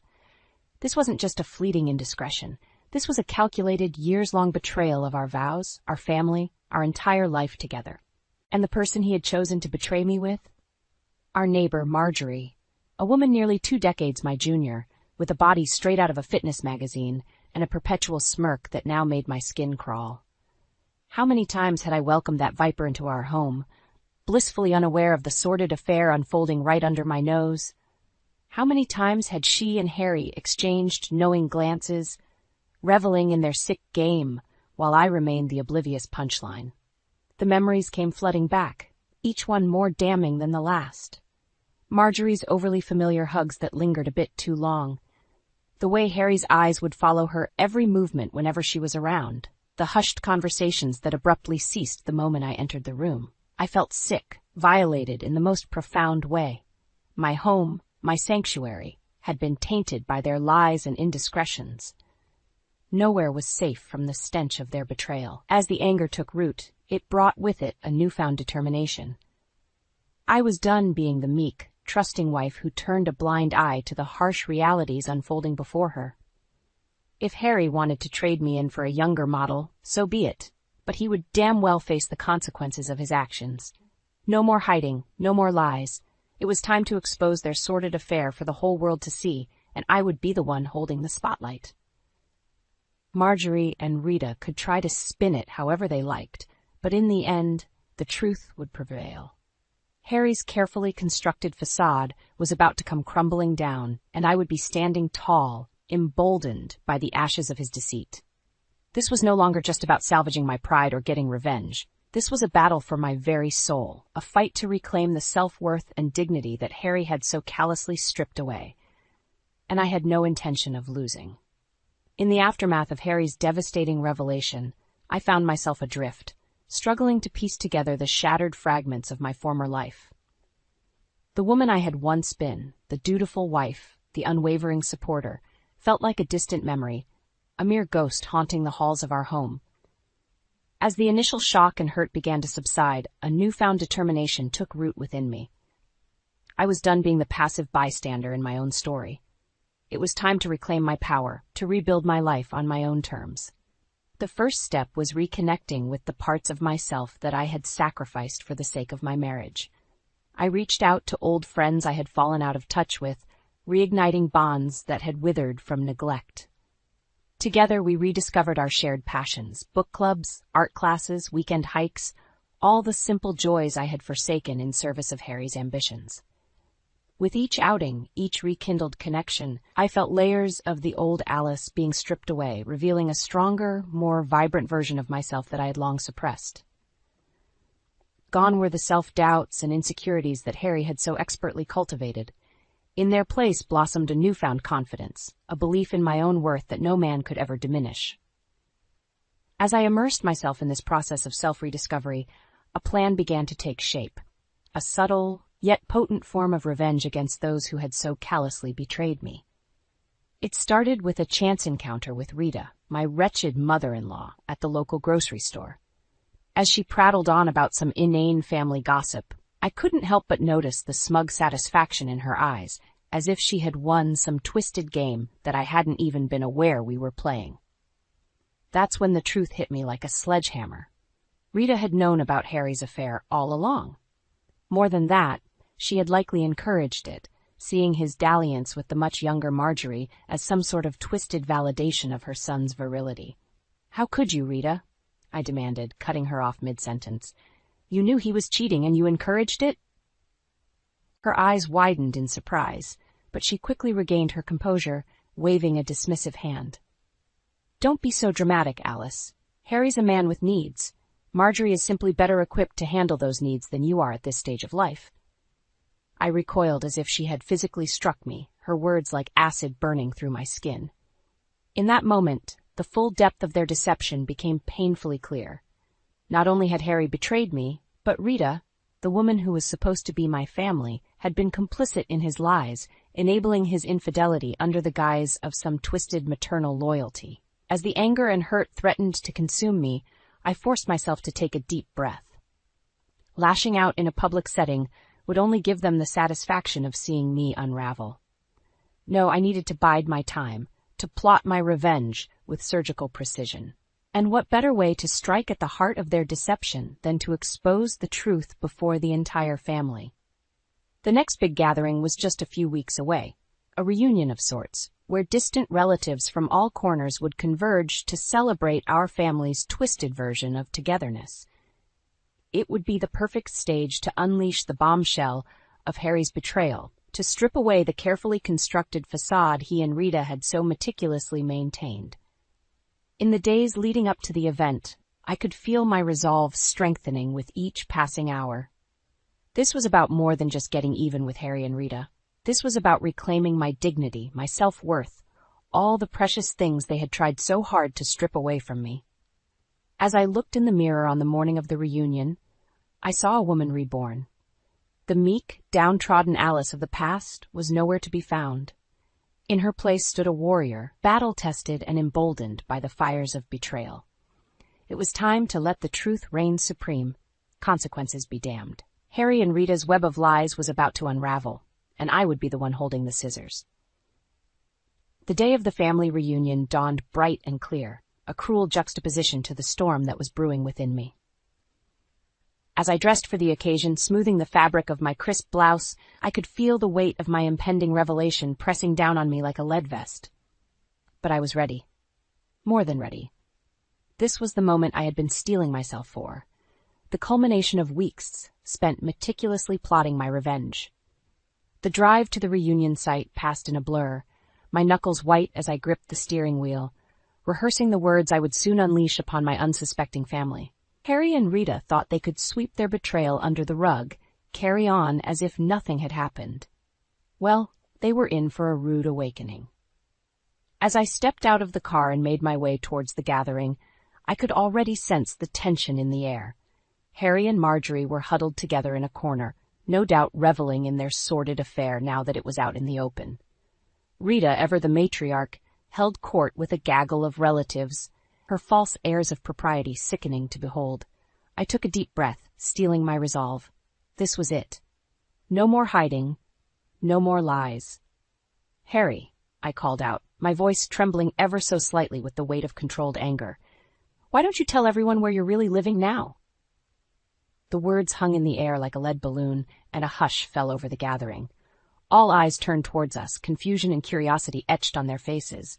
Harry's expression morphed from one of smug indifference to outright panic as the realization of what I was about to do dawned on him. "Alice, don't," he began, but I held up a hand, silencing him. "No, Harry, you don't get to sweep this under the rug anymore. These people deserve to know the truth about the kind of man you really are." I turned to address the assembled crowd, my voice growing stronger with each syllable. For years, Harry has been carrying on an affair with our neighbor Marjorie, and his own mother, Rita, knew about it the entire time. She even encouraged it, telling him it was better for him to be with a younger woman. A collective gasp rippled through the crowd, followed by a torrent of hushed whispers and furtive glances. Harry and Rita stood frozen, their faces drained of color, as the truth they had so desperately tried to conceal was laid bare before their loved ones. "How could you, Harry?" one of his aunts cried out, her voice thick with emotion. "After everything Alice has done for you, for this family? And you, Rita?" another relative chimed in, shaking his head in disgust. "Encouraging your own son's infidelity? Have you no shame?" Rita opened her mouth to respond, no doubt prepared to unleash one of her signature deflections or excuses. But this time, no one was buying it. The veil had been lifted, and her true colors were on full display for all to see. As the accusations and recriminations swirled around us, I felt a profound sense of relief wash over me. The burden of carrying this secret, of shouldering the weight of their betrayal alone, had finally been lifted. And in its place blossomed a newfound sense of empowerment, a knowledge that I had taken control of my own narrative and emerged victorious. Harry and Rita could try to spin it however they liked, but the truth was out there now, reverberating through the family like a shockwave. They would never again be able to hide behind their carefully constructed facade of respectability. As for me, I had reclaimed my voice, my dignity, my very sense of self. The meek, downtrodden Alice of the past was gone, replaced by a woman who had stared down the demons of betrayal and emerged stronger, more resilient than ever before. This was just the beginning, the first step on a journey of healing and self-discovery that would shape the rest of my life. And as I looked around at the stunned faces of my family, I knew that no matter what challenges lay ahead, I would face them head-on, unbowed and unbroken. The shackles of my past had been shed, and a new chapter was just beginning. The aftermath of my explosive revelation at the family reunion was like a seismic shockwave rippling through our once tightly knit clan. In the days and weeks that followed, the fractures became increasingly apparent, with allegiances shifting and long-held loyalties called into question. For Harry and Rita, the fallout was swift and unforgiving. What had once been a position of respect and authority within the family quickly devolved into one of ostracization and disdain. Relatives who had once fawned over Harry's success now turned their backs, unable to reconcile the man they thought they knew with the unfaithful cat I had exposed. Rita, too, found herself increasingly isolated, her iron grip on the family's matriarchal reins loosening with each passing day. Her attempts to deflect blame and paint me as the hysterical, scorned woman were met with stony silence or outright rebuke. The veil had been lifted, and her true colors were on full display for all to see. As for me, the initial rush of vindication soon gave way to a profound sense of uncertainty. Having spent so many years suppressing my own desires, my own sense of self-worth, I found myself adrift in this newfound independence, unsure of how to navigate the uncharted waters ahead. It was Liz, my steadfast friend and confidant, who provided the anchor I so desperately needed. "You did the right thing, Alice," she reassured me as we sipped coffee one afternoon, her hand resting atop mine in a comforting gesture. They needed to know the truth, no matter how ugly it was. Her words were a balm to my troubled soul, a reminder that even in the midst of upheaval and uncertainty, I had reclaimed something far more precious than any material possession: my dignity, my voice, my power. Still, the residual pain of Harry's betrayal lingered like a persistent ache, flaring up in unexpected moments. I would catch glimpses of him around town, his once confident swagger now replaced by a hunched, furtive gait, and feel a pang of sadness for the man he had once been, the man I had so foolishly devoted my life to. A part of me still longed for closure, for some semblance of understanding as to how he could have so callously discarded our marriage, our family, for the fleeting thrill of an affair. But whenever he tried to reach out to initiate some form of contact or reconciliation, I rebuffed him, my anger and hurt still too raw to entertain his excuses or platitudes. "Not now, Harry," I would say, my voice firm and unwavering. "I'm not ready." And so we existed in this limbo, two ships passing in the night, each charting our own course through the wreckage of what had once been. He, adrift and rudderless, cast out from the very family he had once prioritized above all else, and me, slowly but surely finding my bearings, guided by an inner strength I had never known existed. It was during this period of transition and self-discovery that the true impact of my actions began to crystallize. What had started as a burning need for revenge, a desire to inflict the same pain and humiliation that Harry and Rita had so callously visited upon me, had blossomed into something far more profound and lasting. Emboldened by my newfound voice, I found myself sought out by other women who had endured similar betrayals, who had been beaten down and stripped of their self-worth by the very men who had sworn to love and cherish them. They looked to me as a beacon of hope, a living embodiment of the resilience and strength they so desperately craved. And so I did what any self-respecting woman in my position would do.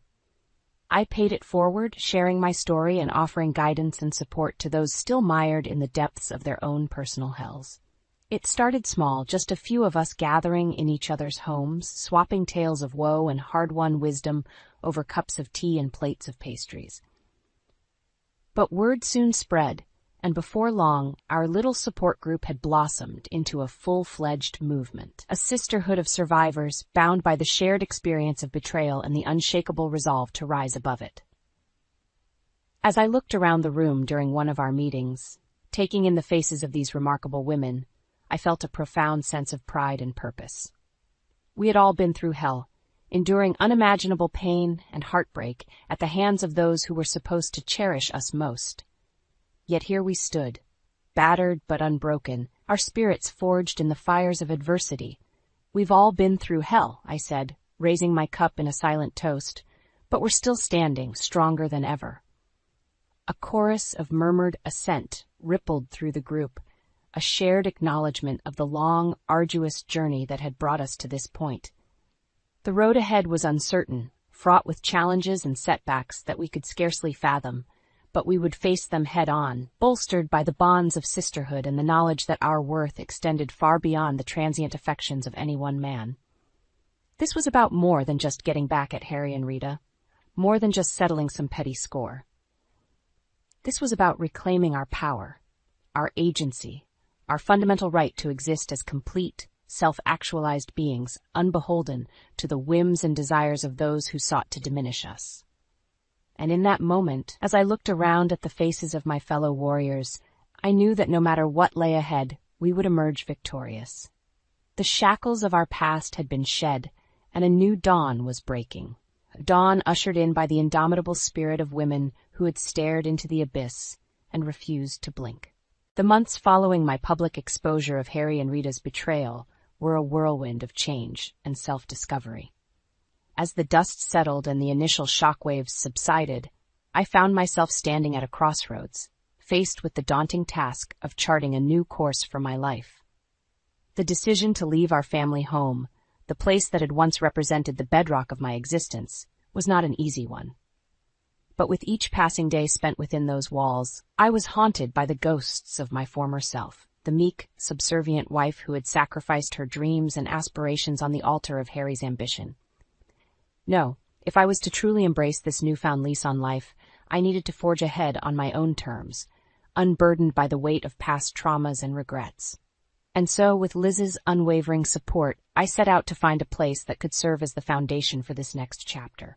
A cozy little apartment that, while modest, felt more like a sanctuary than the gilded cage I had once called home.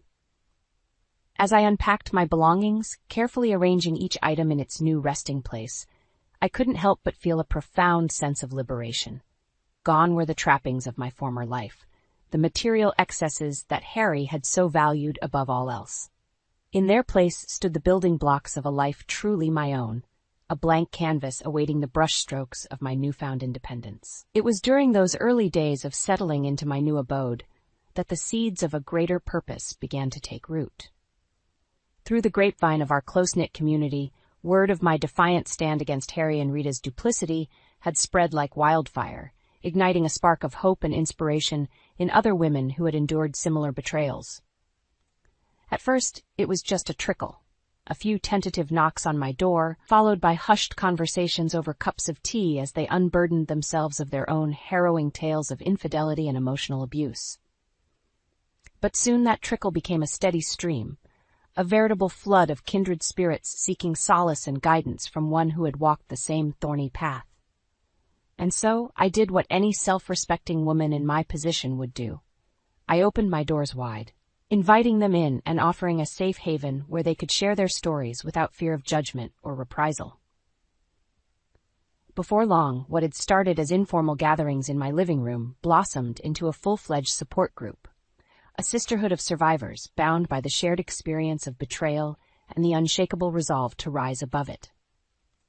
Our meetings became a sacred ritual, a chance to shed the masks we so often wore in public and bare our souls to those who truly understood the depths of our pain. We laughed together, cried together, and most importantly, we healed together, drawing strength from the bonds of sisterhood that transcended any one individual's plight. We've all been through hell, I would say, raising my cup in a silent toast as I looked around the room at the faces of these remarkable women. But we're still standing, stronger than ever. And it was true. Though our paths had been paved with heartache and suffering, we refused to be defined by the actions of the men who had sought to diminish us. Instead, we emerged from the ashes of our former lives like phoenixes, our spirits tempered by the fires of adversity, and our resolve forged in the crucible of betrayal. As the weeks turned to months, our little group continued to grow, attracting women from all walks of life who had been touched by the scourge of infidelity. And with each new member, the bonds of our sisterhood grew stronger, a tapestry woven from the threads of our shared experiences and collective resilience.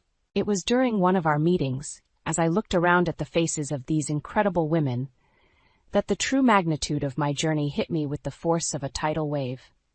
Here I was, a woman who had once been content to exist in the shadow of her husband, now standing at the helm of a movement dedicated to empowering and uplifting those who had endured similar trials. The transformation was complete. I was no longer defined by my marriage or the actions of the man who had so callously discarded me. Instead, I had become a beacon of hope, a living embodiment of the strength and resilience that lay dormant within each of us, waiting to be unleashed. As I reflected on the winding path that had brought me to this point, I felt a profound sense of pride and purpose. What had begun as a burning need for revenge, a desire to inflict the same pain and humiliation that Harry and Rita had visited upon me, had blossomed into something far greater, a mission to heal and uplift, to ensure that no woman ever again had to endure the soul-crushing anguish of betrayal alone. This was about more than just settling scores or exacting revenge. This was about reclaiming our power, our agency, our fundamental right to exist as complete, self-actualized beings, unbeholden to the whims and desires of those who sought to diminish us. And as I looked around at the faces of my fellow warriors, I knew that our journey was far from over.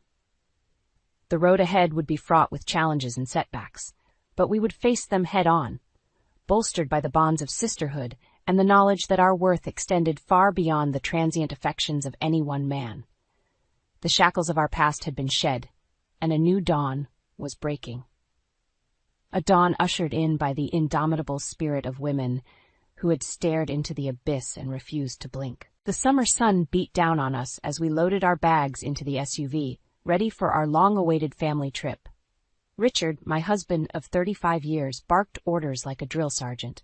"Joanna, make sure you pack the cooler with enough drinks and snacks for the drive, and don't forget the maps and directions."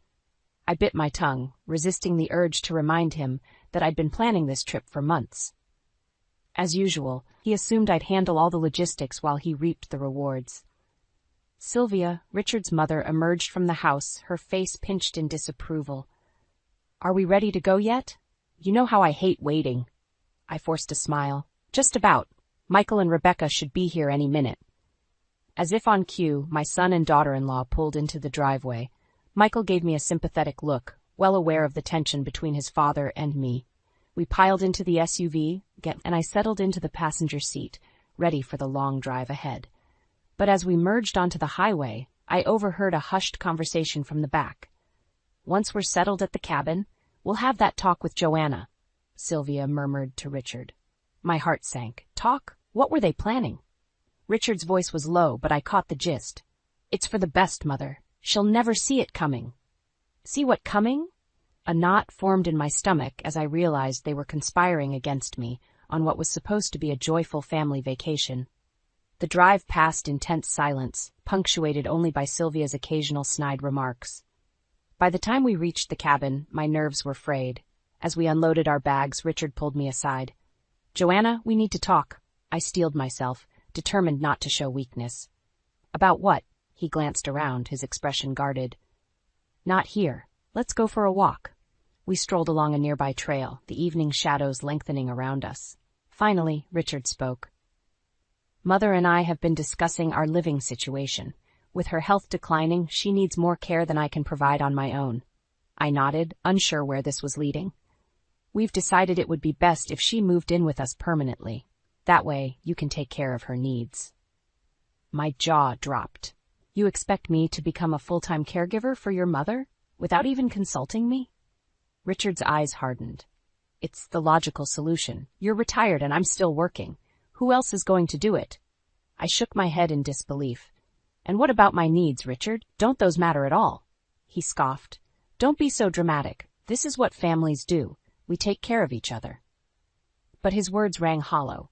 In that moment, I realized our marriage had become a sham, a facade of obligation rather than love or respect. As we returned to the cabin, Sylvia greeted us with a smug smile. She knew exactly what was happening, and she relished her victory. That night, as I lay awake in the unfamiliar bed, my mind raced. How had I let things spiral so far out of control? When had I stopped being Richard's partner and become little more than a servant? I thought of the dreams I'd once had, traveling, pursuing hobbies, enjoying my retirement. All of it had been sacrificed on the altar of duty and obligation. But as the first rays of dawn peeked through the curtains, a newfound determination took root within me. I would no longer be a passive bystander in my own life. It was time to take a stand. The cabin's rustic charm did little to soothe my frayed nerves as we settled in for the night. Richard and Sylvia acted as if nothing was amiss, chatting amiably about the scenic views and plans for hiking the next day. Their nonchalance only fueled my growing sense of unease. After dinner, I excused myself and retreated to the bedroom I was sharing with Richard. Closing the door behind me, I sank onto the edge of the bed, my mind racing. What were they plotting against me? And why? Memories flooded back. The countless times I'd put my own dreams on hold to cater to Richard's needs, the way Sylvia had always treated me like an intruder in her precious son's life. Had I been so blinded by a misguided sense of duty that I'd missed the cracks in our family's foundation? A muffled voice from the living room snapped me out of my reverie. I strained to listen, recognizing Richard's hushed tones. "Can't go on like this, Mother. She's become a burden." My heart pounded in my ears as Sylvia's raspy voice responded. "I told you she was never good enough for my son. We need to take action before it's too late." Take action? A chill ran down my spine. Were they planning to get rid of me somehow? I crept closer to the door, pressing my ear against the wood. Their voices grew clearer, the words like knives twisting in my gut. "We'll have to be discreet," Richard murmured. "Michael can never find out the truth." My son's name sent a jolt through me. They were going to lie to him, to turn him against me. Tears stung my eyes as I realized the depth of their betrayal. I don't know how long I stood there, frozen in shock and disbelief. When Richard finally entered the bedroom, his expression was carefully neutral. "You should get some rest," he said, avoiding my gaze. "Big day tomorrow." I watched him disappear into the bathroom, my mind whirling. I couldn't confront him, not yet. Not until I had a plan. That night, as Richard's soft snores filled the room, I lay awake, plotting my next move. I would not go down without a fight. These people who claimed to be my family had shown their true colors, and it was time I did the same. As the first rays of dawn peeked through the curtains, I felt a newfound sense of determination. No more playing the dutiful wife and mother. From now on, I would be the master of my own destiny. Over breakfast, I studied Richard and Sylvia, watching for any hint of their sinister intentions, but they maintained their facade of normalcy, discussing the day's activities as if nothing were amiss. "I thought we could go for a hike this morning," Richard suggested, his tone deceptively casual. "Get some fresh air before the heat sets in." I forced a smile, playing along for now. "Sounds lovely." As we set off into the woods, I hung back, allowing Richard and Sylvia to take the lead. Michael and Rebecca trailed behind, their hushed conversation a comforting backdrop. Sylvia's voice carried back to me, sharp and condescending. "Honestly, Richard, I don't know how you put up with her. She's dead weight, dragging you down." My fists clenched at her cruel words, but I remained silent, biding my time. Richard's response was muffled, but I caught the gist. "Don't worry, Mother. Soon she'll be out of our lives for good." A wave of anger washed over me, hot and consuming. How dare they? After everything I'd sacrificed, this was how they repaid me. In that moment, a plan began to take shape in my mind. A plan for revenge, for justice. They thought they could cast me aside like an unwanted burden? Well, they had another thing coming. As we reached a scenic overlook, I hung back, allowing the others to admire the view. While their backs were turned, I slipped away, retracing our steps back toward the cabin. It was time to take control of my life, once and for all. I watched Richard and Sylvia disappear down the hiking trail, their voices fading into the distance.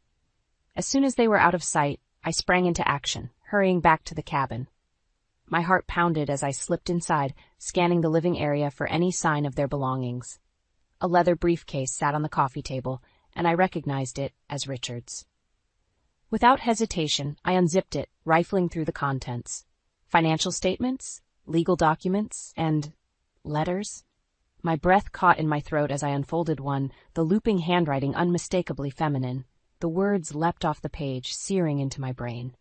"My dearest Richard, our stolen moments together are all that sustain me." I stumbled back, the room spinning around me. An affair? After all these years of loyalty and sacrifice, he'd been unfaithful? Bile rose in my throat as I continued reading, the sordid details laying bare the depth of his betrayal. And there were more letters, each one more damning than the last. Tears blurred my vision as I turned to the financial records, my hands trembling. Line after line of unexplained expenditures and hidden accounts. proof that Richard had been bleeding our savings dry right under my nose. The sound of laughter drifted in from outside, and I froze, panic gripping me.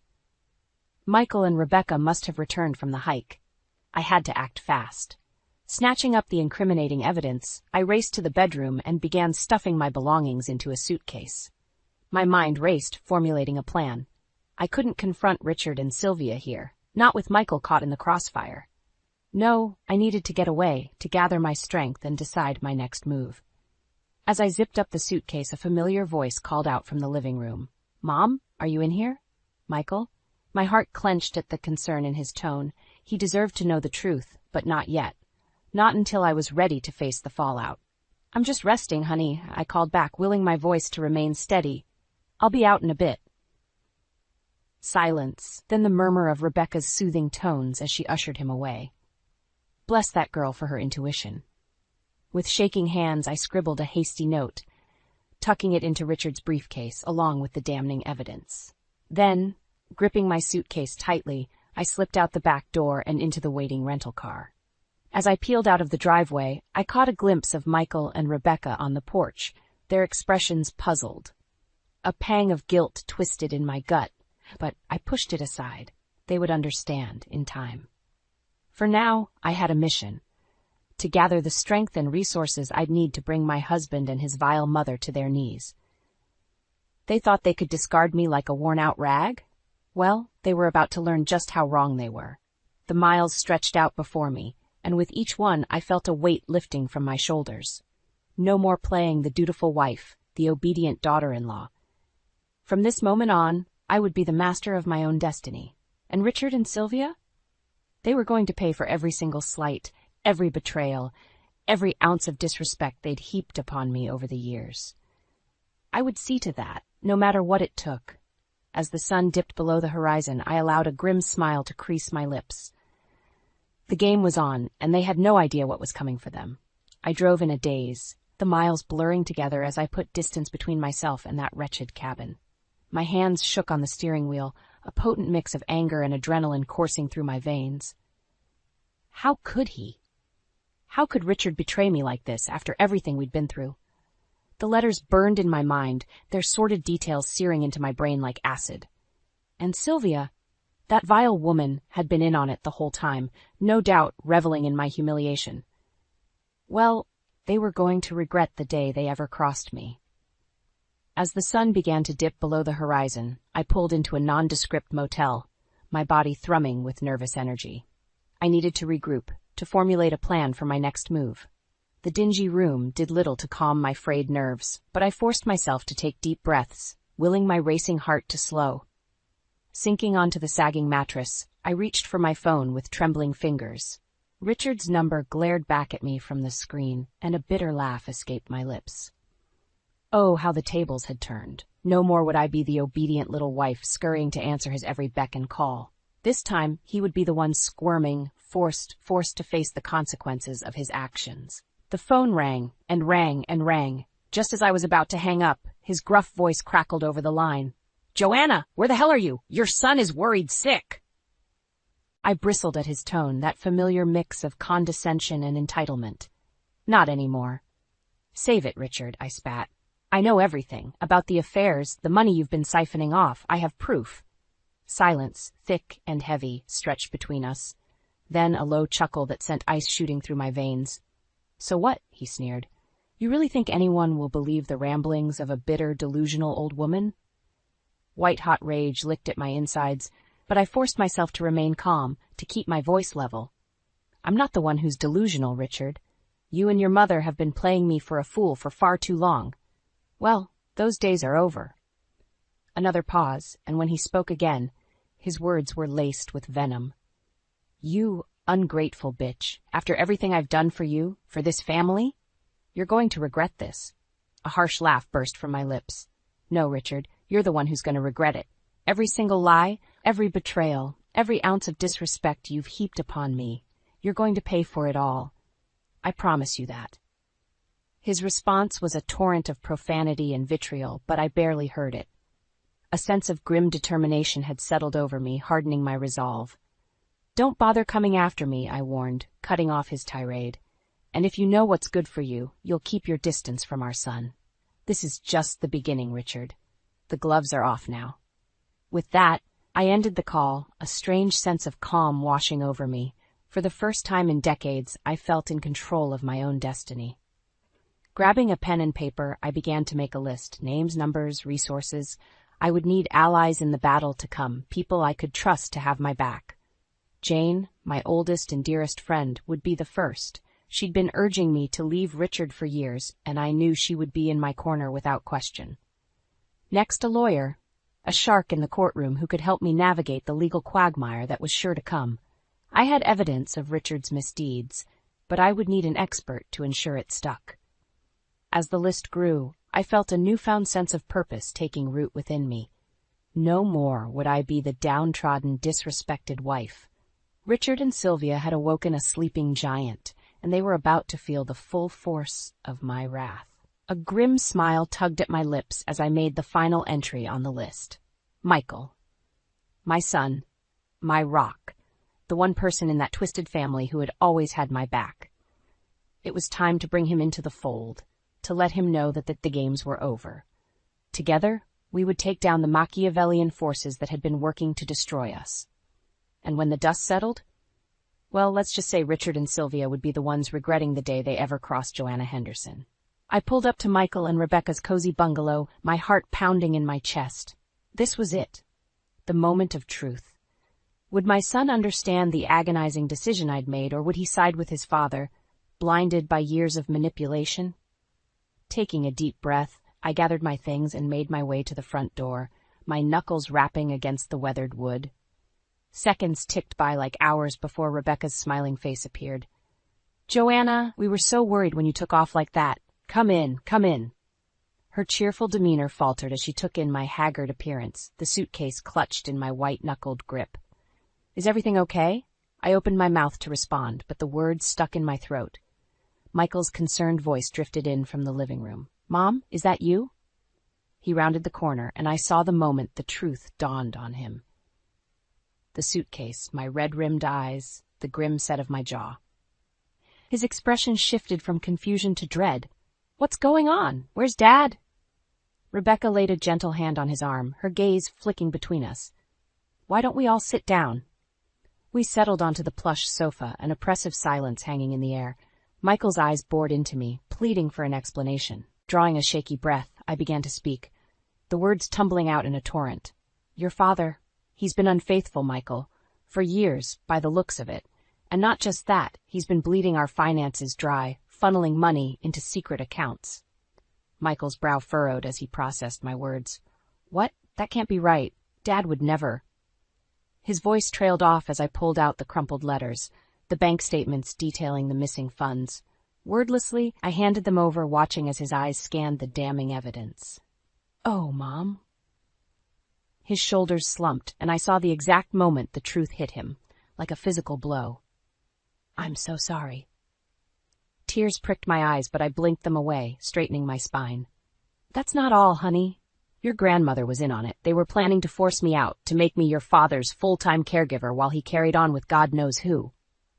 Rebecca's sharp intake of breath was the only sound in the room as Michael digested this latest bombshell. His expression darkened, and I recognized the flicker of anger in his eyes. Anger on my behalf. "Those bastards," he muttered, his fists clenching. "How could they do this to you, to our family?" I reached out, covering his hand with mine. "It doesn't matter now. What's done is done. I've made my decision. I'm leaving your father. I can't live like that anymore, constantly disrespected and manipulated." A muscle ticked in Michael's jaw as he processed my words. I could see the war raging within him, the desire to support me, battling against years of ingrained loyalty to his father. Finally, he met my gaze, his eyes shining with a fierce determination that made my heart swell with pride. "You're right, Mom. This ends now. Dad and Grandma," he shook his head, jaw clenched. "They've gone too far this time. I'm with you, 100%. Whatever you need, I'm here." A weight lifted from my shoulders as Rebecca nodded her agreement, squeezing Michael's hand. In that moment, I knew everything would be okay. With my son and his wife in my corner, I could weather any storm Richard and Sylvia threw my way. Reaching out, I pulled Michael into a fierce embrace, blinking back grateful tears. "Thank you," I whispered, my voice thick with emotion. "Thank you for believing me, for having my back." As I held my son close, I felt a newfound sense of strength coursing through me. The path ahead would be rocky, but I was no longer alone. With Michael and Rebecca by my side, I was ready to face whatever challenges lay ahead. Richard and Sylvia had made a grave miscalculation. They had underestimated the bond between a mother and her child, and now they would pay the price for their betrayal. The war had begun, and I had no intention of losing. With Michael and Rebecca's unwavering support, I felt a newfound sense of strength and determination. It was time to reclaim my life, to shed the shackles of Richard and Sylvia's manipulation once and for all. The first order of business was finding a place of my own, a sanctuary where I could begin to heal and plan my next steps. Michael insisted on helping me search, and within a week, we'd found the perfect little apartment in a quiet neighborhood. As I unpacked my belongings, filling the bare shelves and walls with pieces of my life, a weight seemed to lift from my shoulders. This was my space, my refuge from the toxicity that had plagued me for far too long. Of course, Richard didn't take my departure lying down. He showed up at Michael's doorstep, red-faced and bellowing, demanding to know where I was. "She's your mother, for God's sake," he raged at Michael. "You're supposed to be loyal to your family, not that ungrateful harpy." But Michael stood firm, his jaw set in that stubborn line I knew so well. "Mom's the only family I need right now. You and Grandma have done enough damage." Richard's eyes narrowed, and I could see the gears turning in his mind, searching for a way to regain control. "Don't be so quick to judge, son. You haven't heard the full story." "I've heard enough," Michael shot back. "Mom showed me the letters, the bank statements. I know exactly what kind of man you are." For a moment, Richard faltered, his bravado slipping. Then his expression hardened, and he jabbed a finger in Michael's face. "Mark my words, you're going to regret this. When your mother's lies come crashing down around her, don't come crawling back to me." With that, he turned on his heel and stormed off, leaving a ringing silence in his wake. Michael's shoulders slumped, and I could see the toll this was taking on him.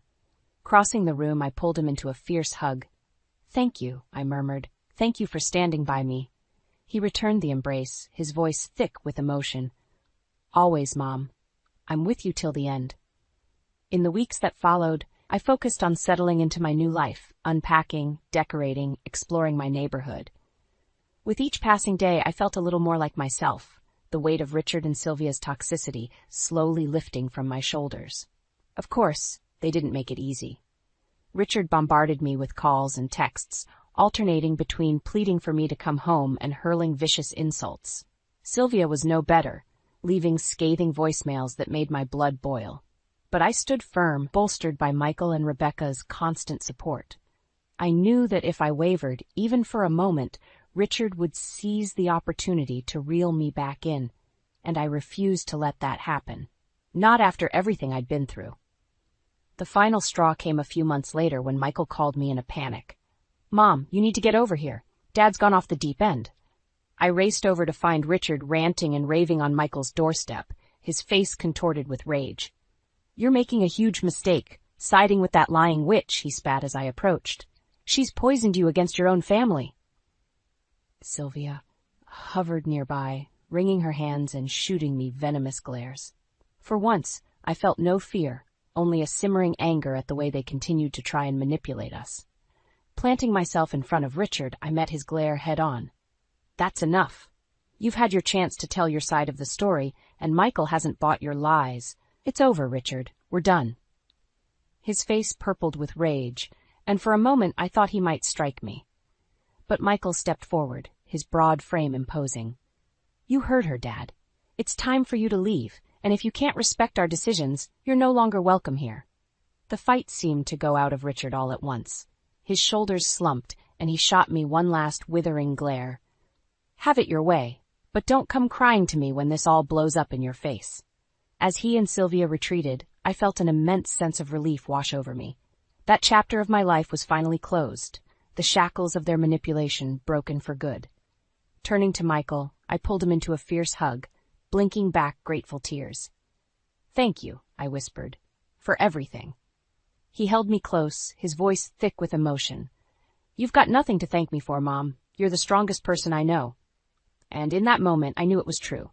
Richard and Sylvia had done their damnedest to break me, but I had emerged from the ashes, stronger and more resilient than ever before.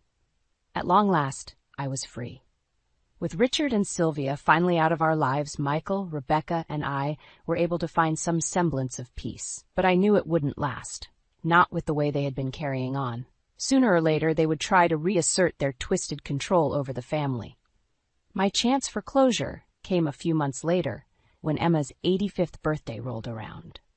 Despite the strained relations, Sylvia still expected the entire clan to gather and celebrate. I could only imagine the venom she would spew if Michael and I failed to show. Part of me wanted to take the high road, to let the past be the past. But a larger part, the part that had endured decades of disrespect and manipulation, craved justice. This would be my opportunity to expose Richard and Sylvia's misdeeds before the entire family. So with Michael and Rebecca's support, I agreed to attend the party. As we made our way to Sylvia's sprawling estate, I could feel the tension crackling in the air, thick as soup. Emma greeted us at the door, her perpetual sneer firmly in place. "Well, well, if it isn't the prodigal daughter-in-law," she sneered. "I must say, you've got a nerve showing your face here after the way you've treated my sister." I opened my mouth to respond, but Michael beat me to it, his voice low and dangerous. "That's enough, Aunt Emma. We're here to celebrate your birthday, not listen to your venom." Her eyes widened at his tone, but she stepped aside, allowing us to pass. The gathering was already in full swing, with clusters of well-heeled guests milling about, sipping cocktails and making polite small talk. Sylvia spotted us immediately, her face contorting into a rictus of rage. She started toward us, no doubt intending to unleash a torrent of abuse, but Richard caught her arm, whispering urgently in her ear. For a moment, I thought they might cause a scene right then and there. But Sylvia seemed to rein in her temper, shooting me a look of pure venom before plastering on a sickly sweet smile. "Joanna, darling, how lovely of you to join us," she simpered, her voice dripping with false sincerity. "And Michael, Rebecca, we're just delighted to have you here." The undercurrent of menace was palpable, but I refused to be cowed. Lifting my chin, I met her gaze head-on. "Thank you for the invitation, Sylvia. It's been too long since we've all gotten together as a family." Her eyes narrowed at my pointed emphasis on the word family, but she said nothing. Richard, however, couldn't resist taking a jab. "Yes, well, some of us have a rather skewed definition of what family means, don't we, dear?" The barb was clearly aimed at me, but I refused to rise to the bait. Instead, I excused myself, making my way toward the bar. If I was going to drop this bombshell, I needed a drink first. As the evening wore on, I bided my time, watching as Richard and Sylvia worked the room, schmoozing and preening like the arrogant snobs they were. Emma, too, held court from her throne-like chair, lording over the proceedings with her usual disdain. Finally, as the cake was being served, I saw my opportunity. Rising from my seat, I clinked my glass, calling for attention. "If I could have everyone's attention, please." The room fell silent, all eyes turning toward me. Richard and Sylvia's expressions were guarded, but I could see the unease flickering in their eyes. Drawing a deep breath, I began to speak, my voice ringing out loud and clear. "I want to thank Emma for including me in this wonderful celebration. It's been far too long since we've all been together as a family."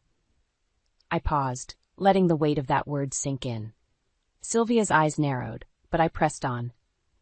"Of course, I use that term loosely, because while we may be bound by blood and marriage, the sad truth is that this family has been rotting from the inside for years." A shocked murmur rippled through the crowd, and I saw Richard tense, his face flushing an angry crimson. But I was on a roll now, the words pouring forth in an unstoppable torrent. "You see, for decades I've endured the cruelty and manipulation of my dear husband and mother-in-law, the emotional abuse, the financial betrayals, the utter lack of respect for me as a human being." Gasps and scandalized whispers filled the air as I laid it all bare. The affairs, the hidden bank accounts, their plans to force me into indentured servitude as Richard's caregiver. By the time I finished, Sylvia's face was ashen, her carefully cultivated facade crumbling around her. Richard, too, looked shell-shocked, as if he couldn't quite believe I'd had the audacity to expose his sins before his entire social circle. For a long, charged moment, the room was utterly silent. Then, like a dam bursting, the outrage and condemnation came pouring forth. "How could you, Richard? Sylvia, you wretched woman! And to think we welcomed you into our homes!" The voices swirled around us, a cacophony of judgment and disdain. Sylvia shrank back, her eyes darting wildly, searching for an ally, a friendly face. But there were none. Even Emma had turned her back, her lips pursed in a thin, disapproving line. As the tumult raged on, I felt a strange sense of calm wash over me. The shackles of shame and secrecy had finally been cast off, the truth laid bare for all to see. Crossing the room, I came to stand before Richard and Sylvia, looking them square in the eye. "It's over," I said, my voice low but unwavering. "Your lies, your manipulations, they've all been exposed. You have no power over me or this family any longer." Sylvia opened her mouth, no doubt to hurl some scathing insult or empty threat. But the words seemed to die in her throat as she took in the scene around her, the accusatory glares, the whispers of disdain. In that moment, I saw the fight go out of her, that indomitable spirit finally broken. She was a fallen queen, her reign of terror at an end. Turning on my heel, I strode from the room, head held high, Michael and Rebecca at my side. As we emerged into the cool evening air, I felt an immense weight lift from my shoulders. At long last, I was free of their toxic influence, their twisted games. And while the road ahead would be long, I knew that I would walk it with strength and dignity, unbowed and unbroken. Revenge, as they say, is a dish best served cold, and oh, how sweet it tasted. In the aftermath of Emma's disastrous birthday party, a strange sense of calm settled over me. For the first time in decades, I was free from the constant weight of Richard and Sylvia's manipulation, their toxic influence finally purged from my life. Of course, they didn't go quietly into that good night. Richard bombarded me with calls and emails, alternating between groveling pleas for forgiveness and vitriolic tirades against my supposed betrayal. Sylvia, too, made her fair share of attempts to reassert her control, leaving scathing voicemails that I promptly deleted without listening. But I was done engaging with their drama, their twisted mind games. I had laid bare the truth for all to see, and in doing so, I had regained my power, my sense of self-worth. With Michael and Rebecca's support, I focused on building a new life for myself, one free from the shackles of my past. I found a quaint little apartment in a charming neighborhood, filling it with pieces that brought me joy. Fresh flowers, cozy throws, framed photos of happier times. And as the weeks turned to months, I began to venture out, to rediscover the world beyond the confines of my toxic marriage. I joined a book club at the local library, losing myself in the stories of other resilient women who had faced and overcome their own struggles. I volunteered at a nearby soup kitchen, finding solace in the simple act of serving others. Slowly but surely, I began to heal, to reclaim the parts of myself that had been buried for far too long. The anger and bitterness that had once consumed me gave way to a newfound sense of peace, of contentment. Of course, Michael and Rebecca were a constant source of strength and support throughout this journey. They insisted on regular family dinners, filling my little apartment with the sounds of laughter and love. And when Rebecca gave birth to a beautiful baby girl, I was there every step of the way, reveling in the joy of becoming a grandmother. As I cradled that tiny bundle in my arms, gazing into her innocent eyes, I made a silent vow. This child would never know the pain and manipulation that had plagued my own family. She would grow up surrounded by love and respect, her spirit nurtured and cherished. In those quiet moments, rocking my granddaughter to sleep, I found a sense of peace and purpose that had eluded me for far too long. This was what truly mattered, not the petty squabbles or toxic power plays, but the simple joys of family, of unconditional love. And if Richard and Sylvia ever dared to darken our doorstep again, to try and taint this newfound happiness with their venom, well, they would quickly learn that I was no longer the meek, downtrodden woman they had once taken such delight in tormenting.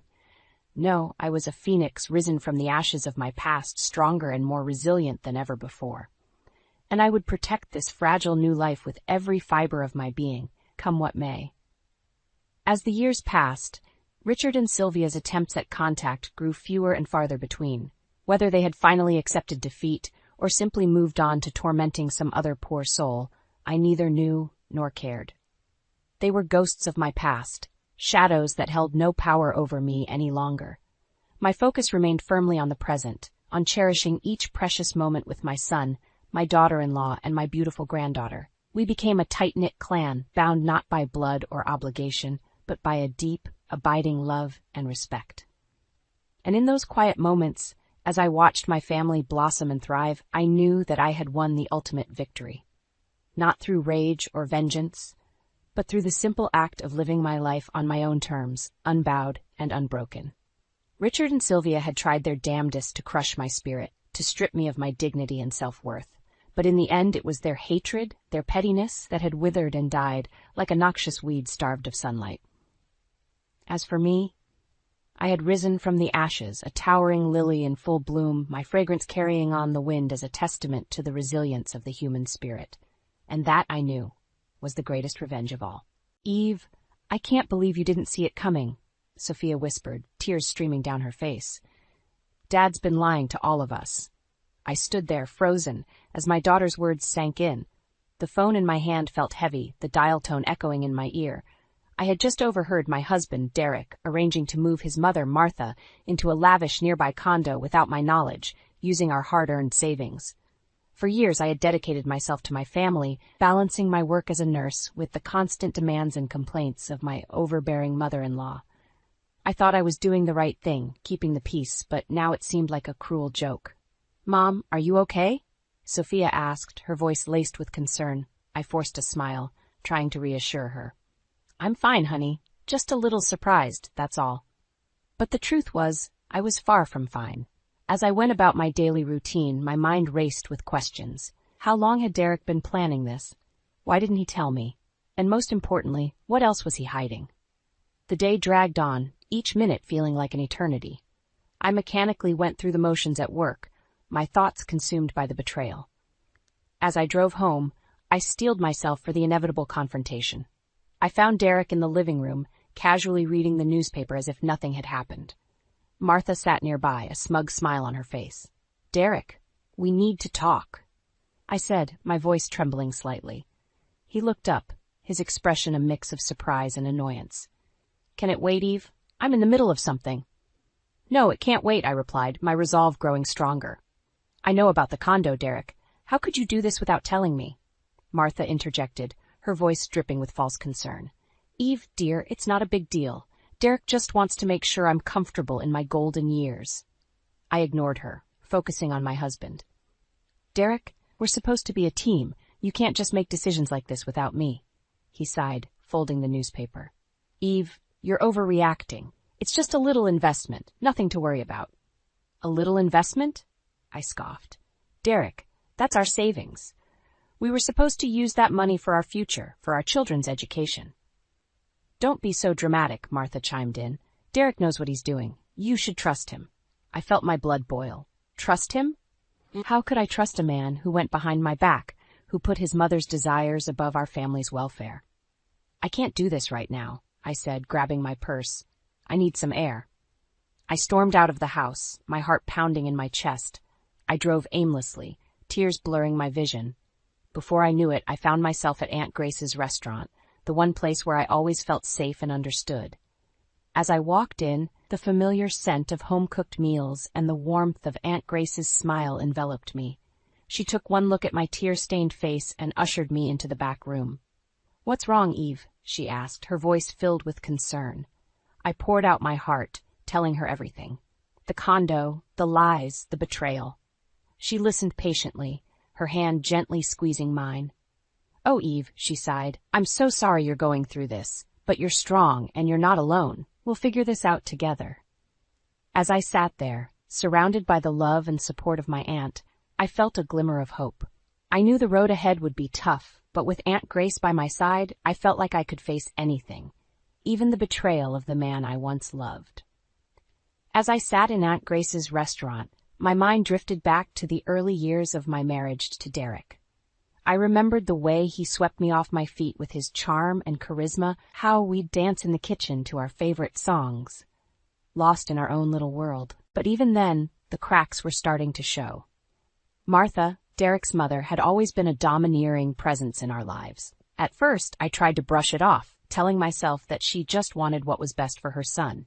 But as the years went by, her influence grew, and I found myself constantly competing for Derek's attention and affection. I thought back to the day we brought Luke home from the hospital, how Martha had insisted on staying with us to help out. She took over the nursery, rearranging everything to her liking and criticizing my every move as a new mother.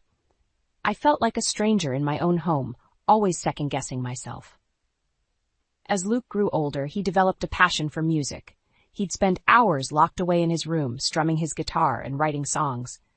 But Derek, ever the pragmatist, saw it as a waste of time. He wanted Luke to follow in his footsteps, to become a successful businessman like him. I tried to support Luke's dreams, but it was an uphill battle. Every time I defended him, Martha would swoop in, reminding me of my place. "Eve, dear," she'd say, her voice dripping with condescension, you don't understand that the world works. Let Derek handle this." And then there was Sophia, my fiery, independent daughter. She was always butting heads with her father and grandmother, refusing to conform to their expectations. I admired her spirit, but I worried about the toll it was taking on her. I remembered one particularly heated argument between Sophia and Derek. She had announced that she wanted to study art in college, and Derek had hit the roof. "Art?" he scoffed. "What kind of career is that? You'll never make a living as an artist." Sophia had stormed out of the room, tears streaming down her face. I had followed her, trying to comfort her, but she pushed me away. "You always take his side," she accused. "You never stand up for us." Her words had cut deep, but I knew she was right. I had been so focused on keeping the peace, on not rocking the boat, that I had lost sight of what really mattered, my children's happiness and well-being. As I sat there, lost in my memories, Aunt Grace placed a steaming cup of tea in front of me. "Penny for your thoughts," she said, sliding into the booth across from me. I sighed, wrapping my hands around the warm mug. "I was just thinking about how things got so messed up," I confessed. "How did I let it get this bad?" Aunt Grace reached across the table, squeezing my hand. "It's not your fault, Eve. You've been dealing with a lot, and you've been doing the best you can." I shook my head. "But I should have seen it coming. I should have stood up for myself, for my kids."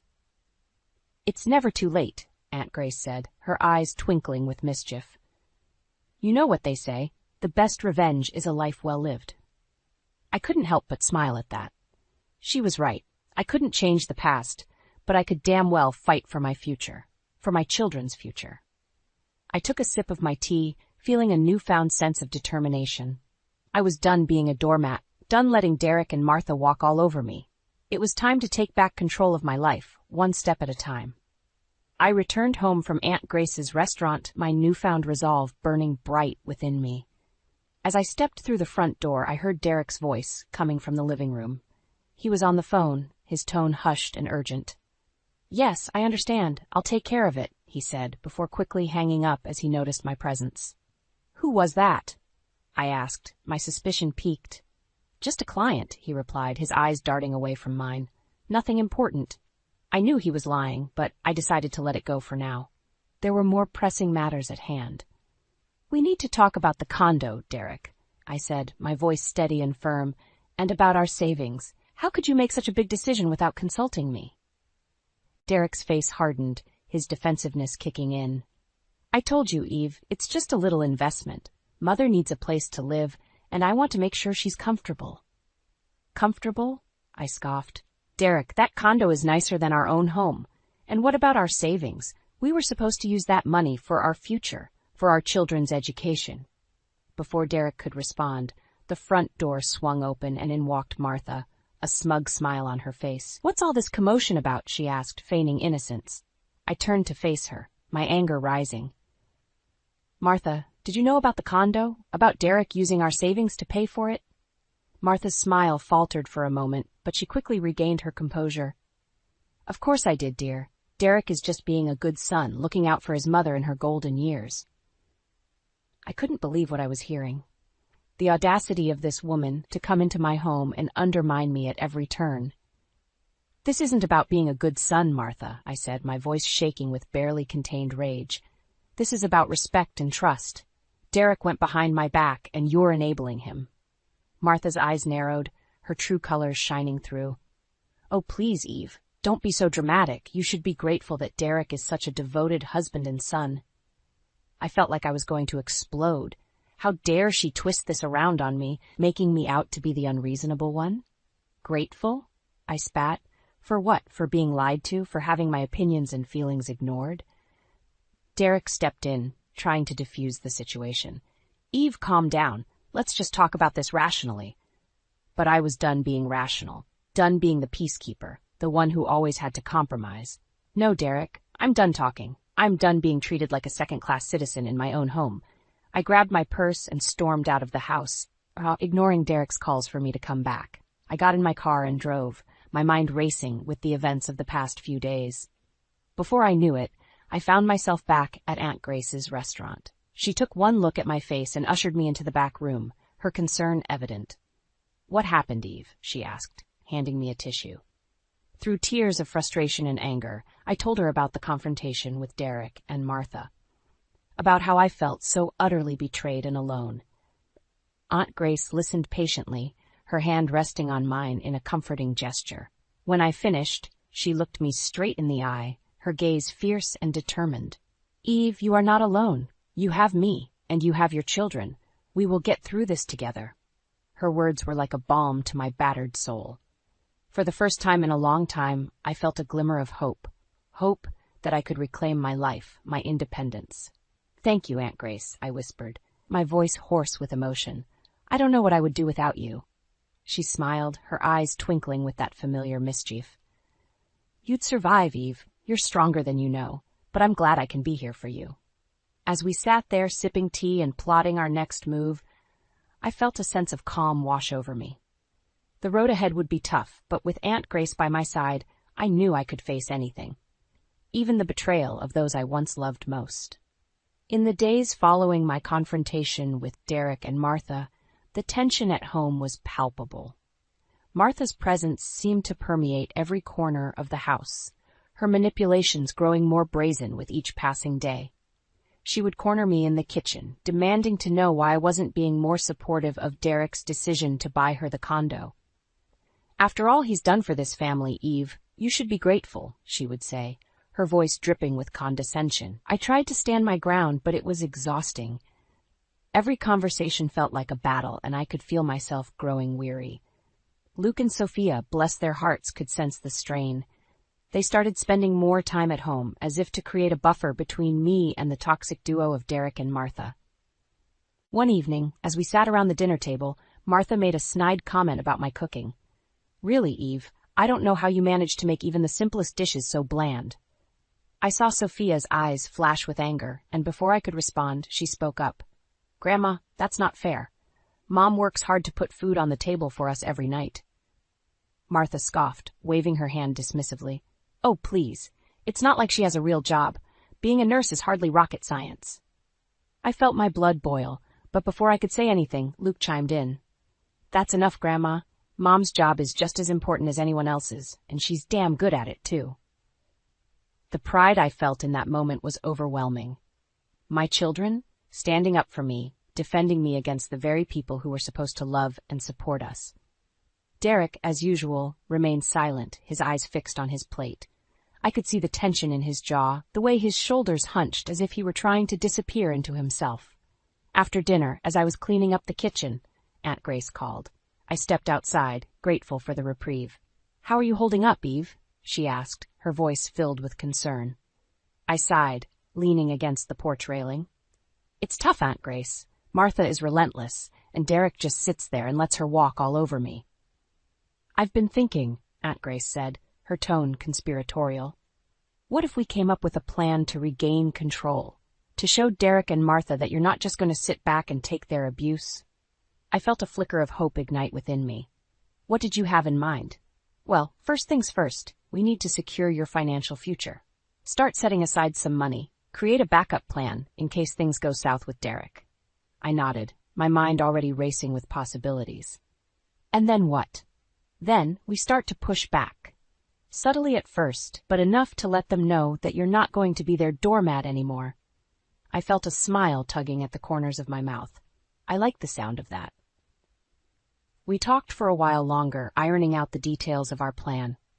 By the time I hung up the phone, I felt a renewed sense of purpose, a glimmer of light at the end of the tunnel. The next morning, I woke up early and headed to the bank. I opened a new account in my name, transferring a portion of my paycheck into it. It wasn't much, but it was a start. As I drove to work, I felt a sense of empowerment wash over me. For the first time in a long time, I felt like I was taking control of my life, my destiny. Martha and Derek may have thought they had me backed into a corner, but they had no idea what I was capable of. With Aunt Grace's help and the support of my children, I was ready to fight back. And fight back I would, no matter what it took. They had underestimated me for far too long, and now it was time to show them just how strong Evelyn Carter could be. With Aunt Grace's guidance, I began to redirect funds into my secret account, a little at a time so as not to raise suspicion. It was a delicate balancing act, trying to secure my financial future while still maintaining the facade of normalcy at home. Derek and Martha, however, seemed to sense that something was amiss. They started to question my every move, demanding to know where I was going and who I was talking to. One evening, as I was preparing dinner, Derek cornered me in the kitchen. "What's going on, Eve?" he asked, his voice low and accusatory. "You've been acting strange lately." I kept my back turned to him, focusing on chopping vegetables. "I don't know what you're talking about, Derek. I've just been busy with work and the kids." He scoffed, moving closer. "Don't lie to me, Eve. I know you're up to something." Before I could respond, Martha burst into the kitchen, her face twisted in a scowl. "What's this I hear about you undermining our authority, Eve?" she demanded. I felt my heart race, but I forced myself to remain calm. "I'm not undermining anything, Martha. I'm just trying to do what's best for my family." Martha's eyes narrowed, her voice dripping with venom. "Your family? This is my family, Eve, and you'd do well to remember that." I opened my mouth to retort, but Luke and Sophia chose that moment to enter the kitchen, their faces etched with concern. "What's going on?" Sophia asked, her eyes darting between me and Martha. Derek stepped forward, his voice smooth and reassuring. "Nothing, sweetheart, just a little misunderstanding." But Sophia wasn't buying it. She looked at me, her eyes pleading. "Mom, what's really going on?" I hesitated, torn between my desire to protect my children and my need for their support. But before I could speak, Martha interjected. "Your mother is just being difficult, as usual," she said, her tone dismissive. "Now why don't you two run along and let the adults handle this?" Luke's jaw clenched, his eyes flashing with anger. "No, Grandma. We're not going anywhere. If something's going on with Mom, we have a right to know." I felt a surge of pride and love for my children, their loyalty and strength shining through in that moment. Taking a deep breath, I turned to face Derek and Martha. "You want to know what's going on? Fine, I'll tell you." I proceeded to lay out everything, from the secret condo purchase to the depleted savings account. I told them about my plan to protect myself and my children, about the secret account I had been building with Aunt Grace's help. As I spoke, I could see the shock and anger on Derek's face, the indignation on Martha's. But I didn't back down, not this time. "I'm done being your doormat," I said, my voice steady and strong. "I'm done letting you walk all over me and my children. From now on, things are going to be different." Martha sputtered, her face turning an alarming shade of red. "How dare you?" she hissed. "After everything we've done for you, this is how you repay us." But Derek remained silent, his eyes fixed on the floor. I could see the wheels turning in his head, the realization that he had pushed me too far. Sophia stepped forward, her hand slipping into mine. "I found something, Mom," she said, her voice trembling slightly. "Documents in Dad's office. I think you need to see them." I felt a chill run down my spine, a sense of foreboding washing over me. But I nodded, squeezing Sophia's hand in reassurance. "Show me," I said, my voice barely above a whisper. As we left the kitchen, I could feel Derek and Martha's eyes boring into my back. But I didn't look back, not this time. Whatever those documents held, whatever secrets they revealed, I was ready to face them head on. With my children by my side and Aunt Grace in my corner, I knew I could handle anything, even the truth about the man I once loved. As I pored over the documents Sophia had found, my heart sank with each revelation. Bank statements, receipts, and emails painted a picture of a man I barely recognized, a man who had been lying to me for years. Derek had been siphoning money from our joint accounts, funneling it into secret investments and lavish gifts for his mother. The condo was just the tip of the iceberg. I felt a rage building inside me, a fury that threatened to consume me. But I knew I couldn't let it. Not yet. I had to be smart, had to play my cards right. I called Aunt Grace, my voice shaking as I relayed my discoveries. She listened patiently, her voice a soothing balm to my frayed nerves. "We'll make this right, Eve," she said, her tone resolute. "We'll make them pay for what they've done." Together, we hatched a plan to expose Derek and Martha's deceit, to bring their manipulations to light in front of everyone they held dear. I recruited Luke and Sophia, their eagerness to help a testament to their love and loyalty. We gathered evidence, compiled documents, and rehearsed our confrontation. The day of the family gathering arrived, a day I had been dreading and anticipating in equal measure. Derek's parents, siblings, and cousins filled our home, their laughter and chatter a stark contrast to the tension that thrummed beneath the surface. I watched as Derek and Martha worked the room, their smiles wide and their words honeyed. They were the picture of the perfect family, the doting son and the loving mother. But I knew the truth, and it was time everyone else did too. I clinked my glass, drawing the attention of the room. "I have something to say," I announced, my voice steady and clear. Derek's eyes narrowed, his smile faltering. "Eve, what are you doing?" I ignored him, turning to face the gathered crowd. For years I have been silent. I have endured lies, manipulations, and betrayals, all for the sake of this family. A murmur rippled through the room, confusion and curiosity etched on every face. "But no more," I continued, my voice growing stronger. "Today I am breaking my silence. Today I am exposing the truth about the man you all think you know." With that, I began to lay out the evidence. Bank statements, emails, receipts, each one a damning indictment of Derek's deceit. The room fell silent, the weight of my words hanging heavy in the air. I could see the shock on the faces of Derek's family, the disbelief and the anger. Derek's face was a mask of fury, his fists clenched at his sides. "Eve, stop this. You don't know what you're doing." But I did. I knew exactly what I was doing. "I know everything, Derek," I said, my voice cold and hard. "I know about the money, about the lies. I know about the way you've been manipulating this family for years." Martha stepped forward, her face twisted in a snarl. "You ungrateful wretch. After everything we've done for you, this is how you repay us?" But her words fell on deaf ears. The crowd had turned on them, their faces etched with disgust and betrayal. Derek's brother stepped forward, his voice shaking with anger. "Is this true, Derek? Have you been stealing from your own family?"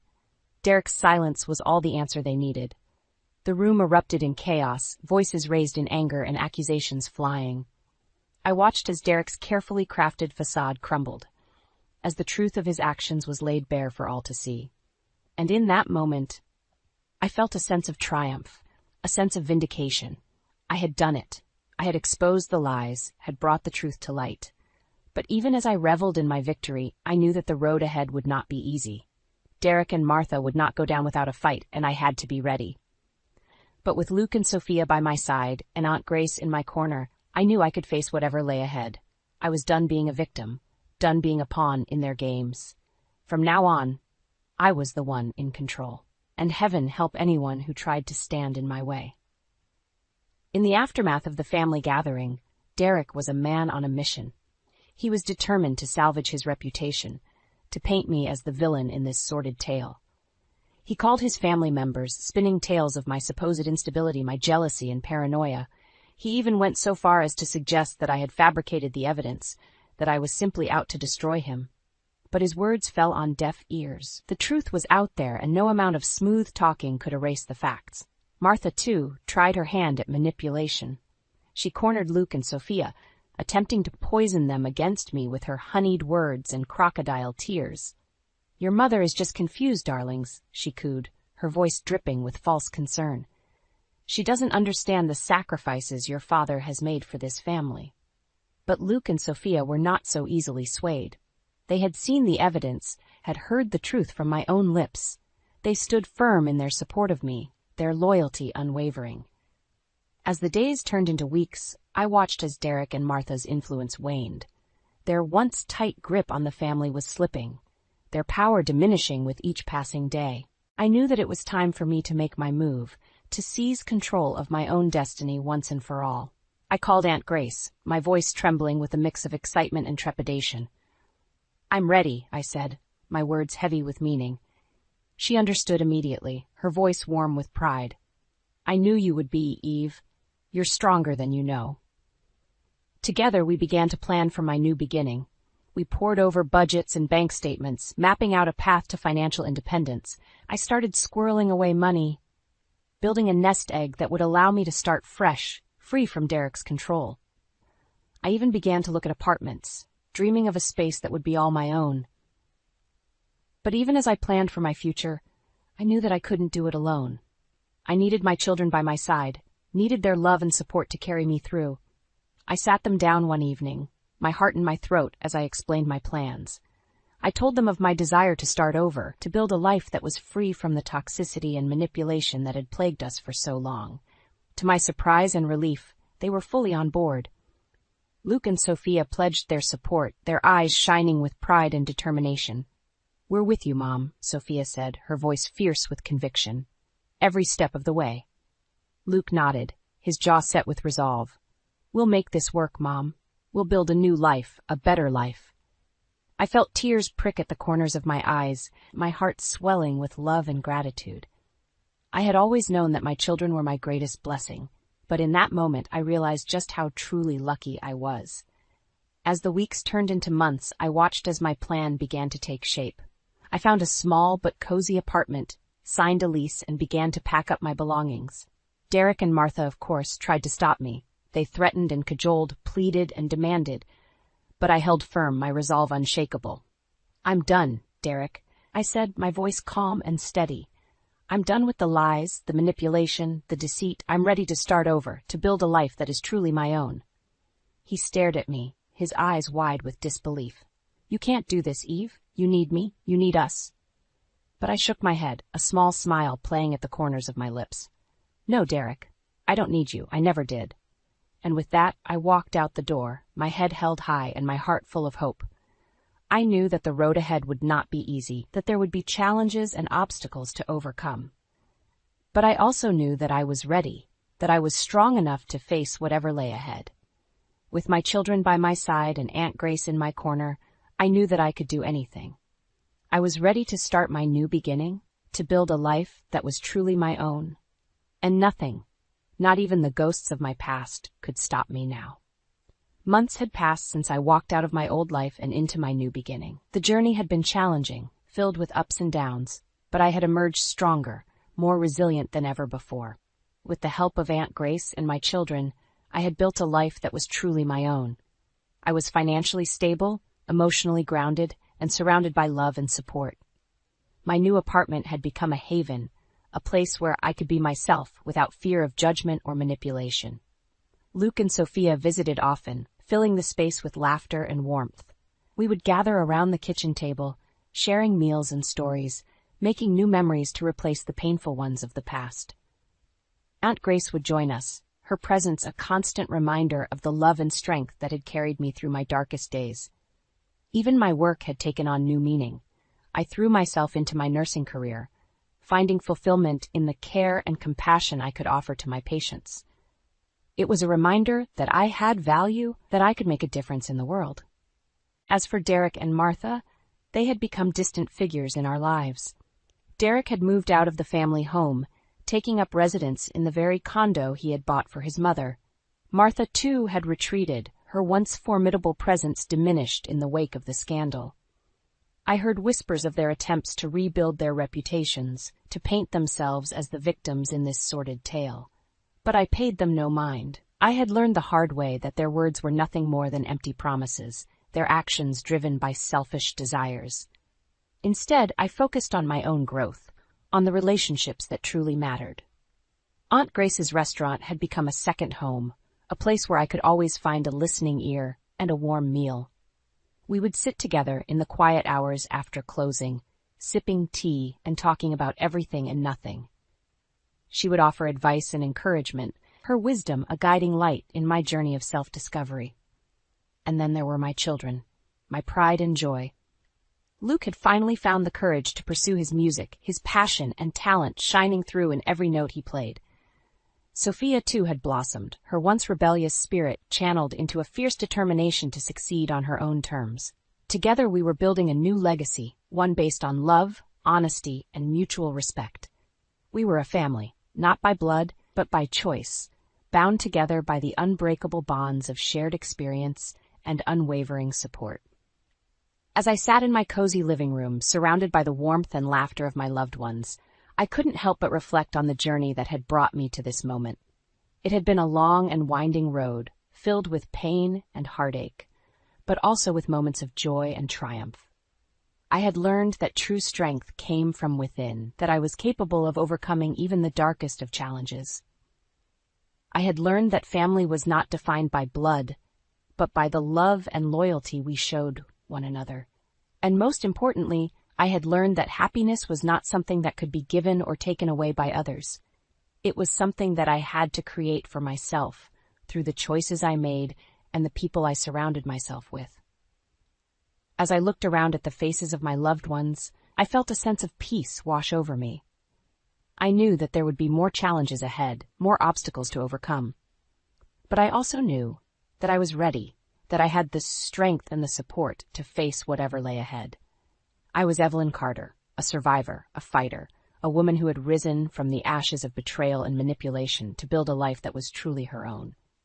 And nothing, not even the ghosts of my past, could take that away from me.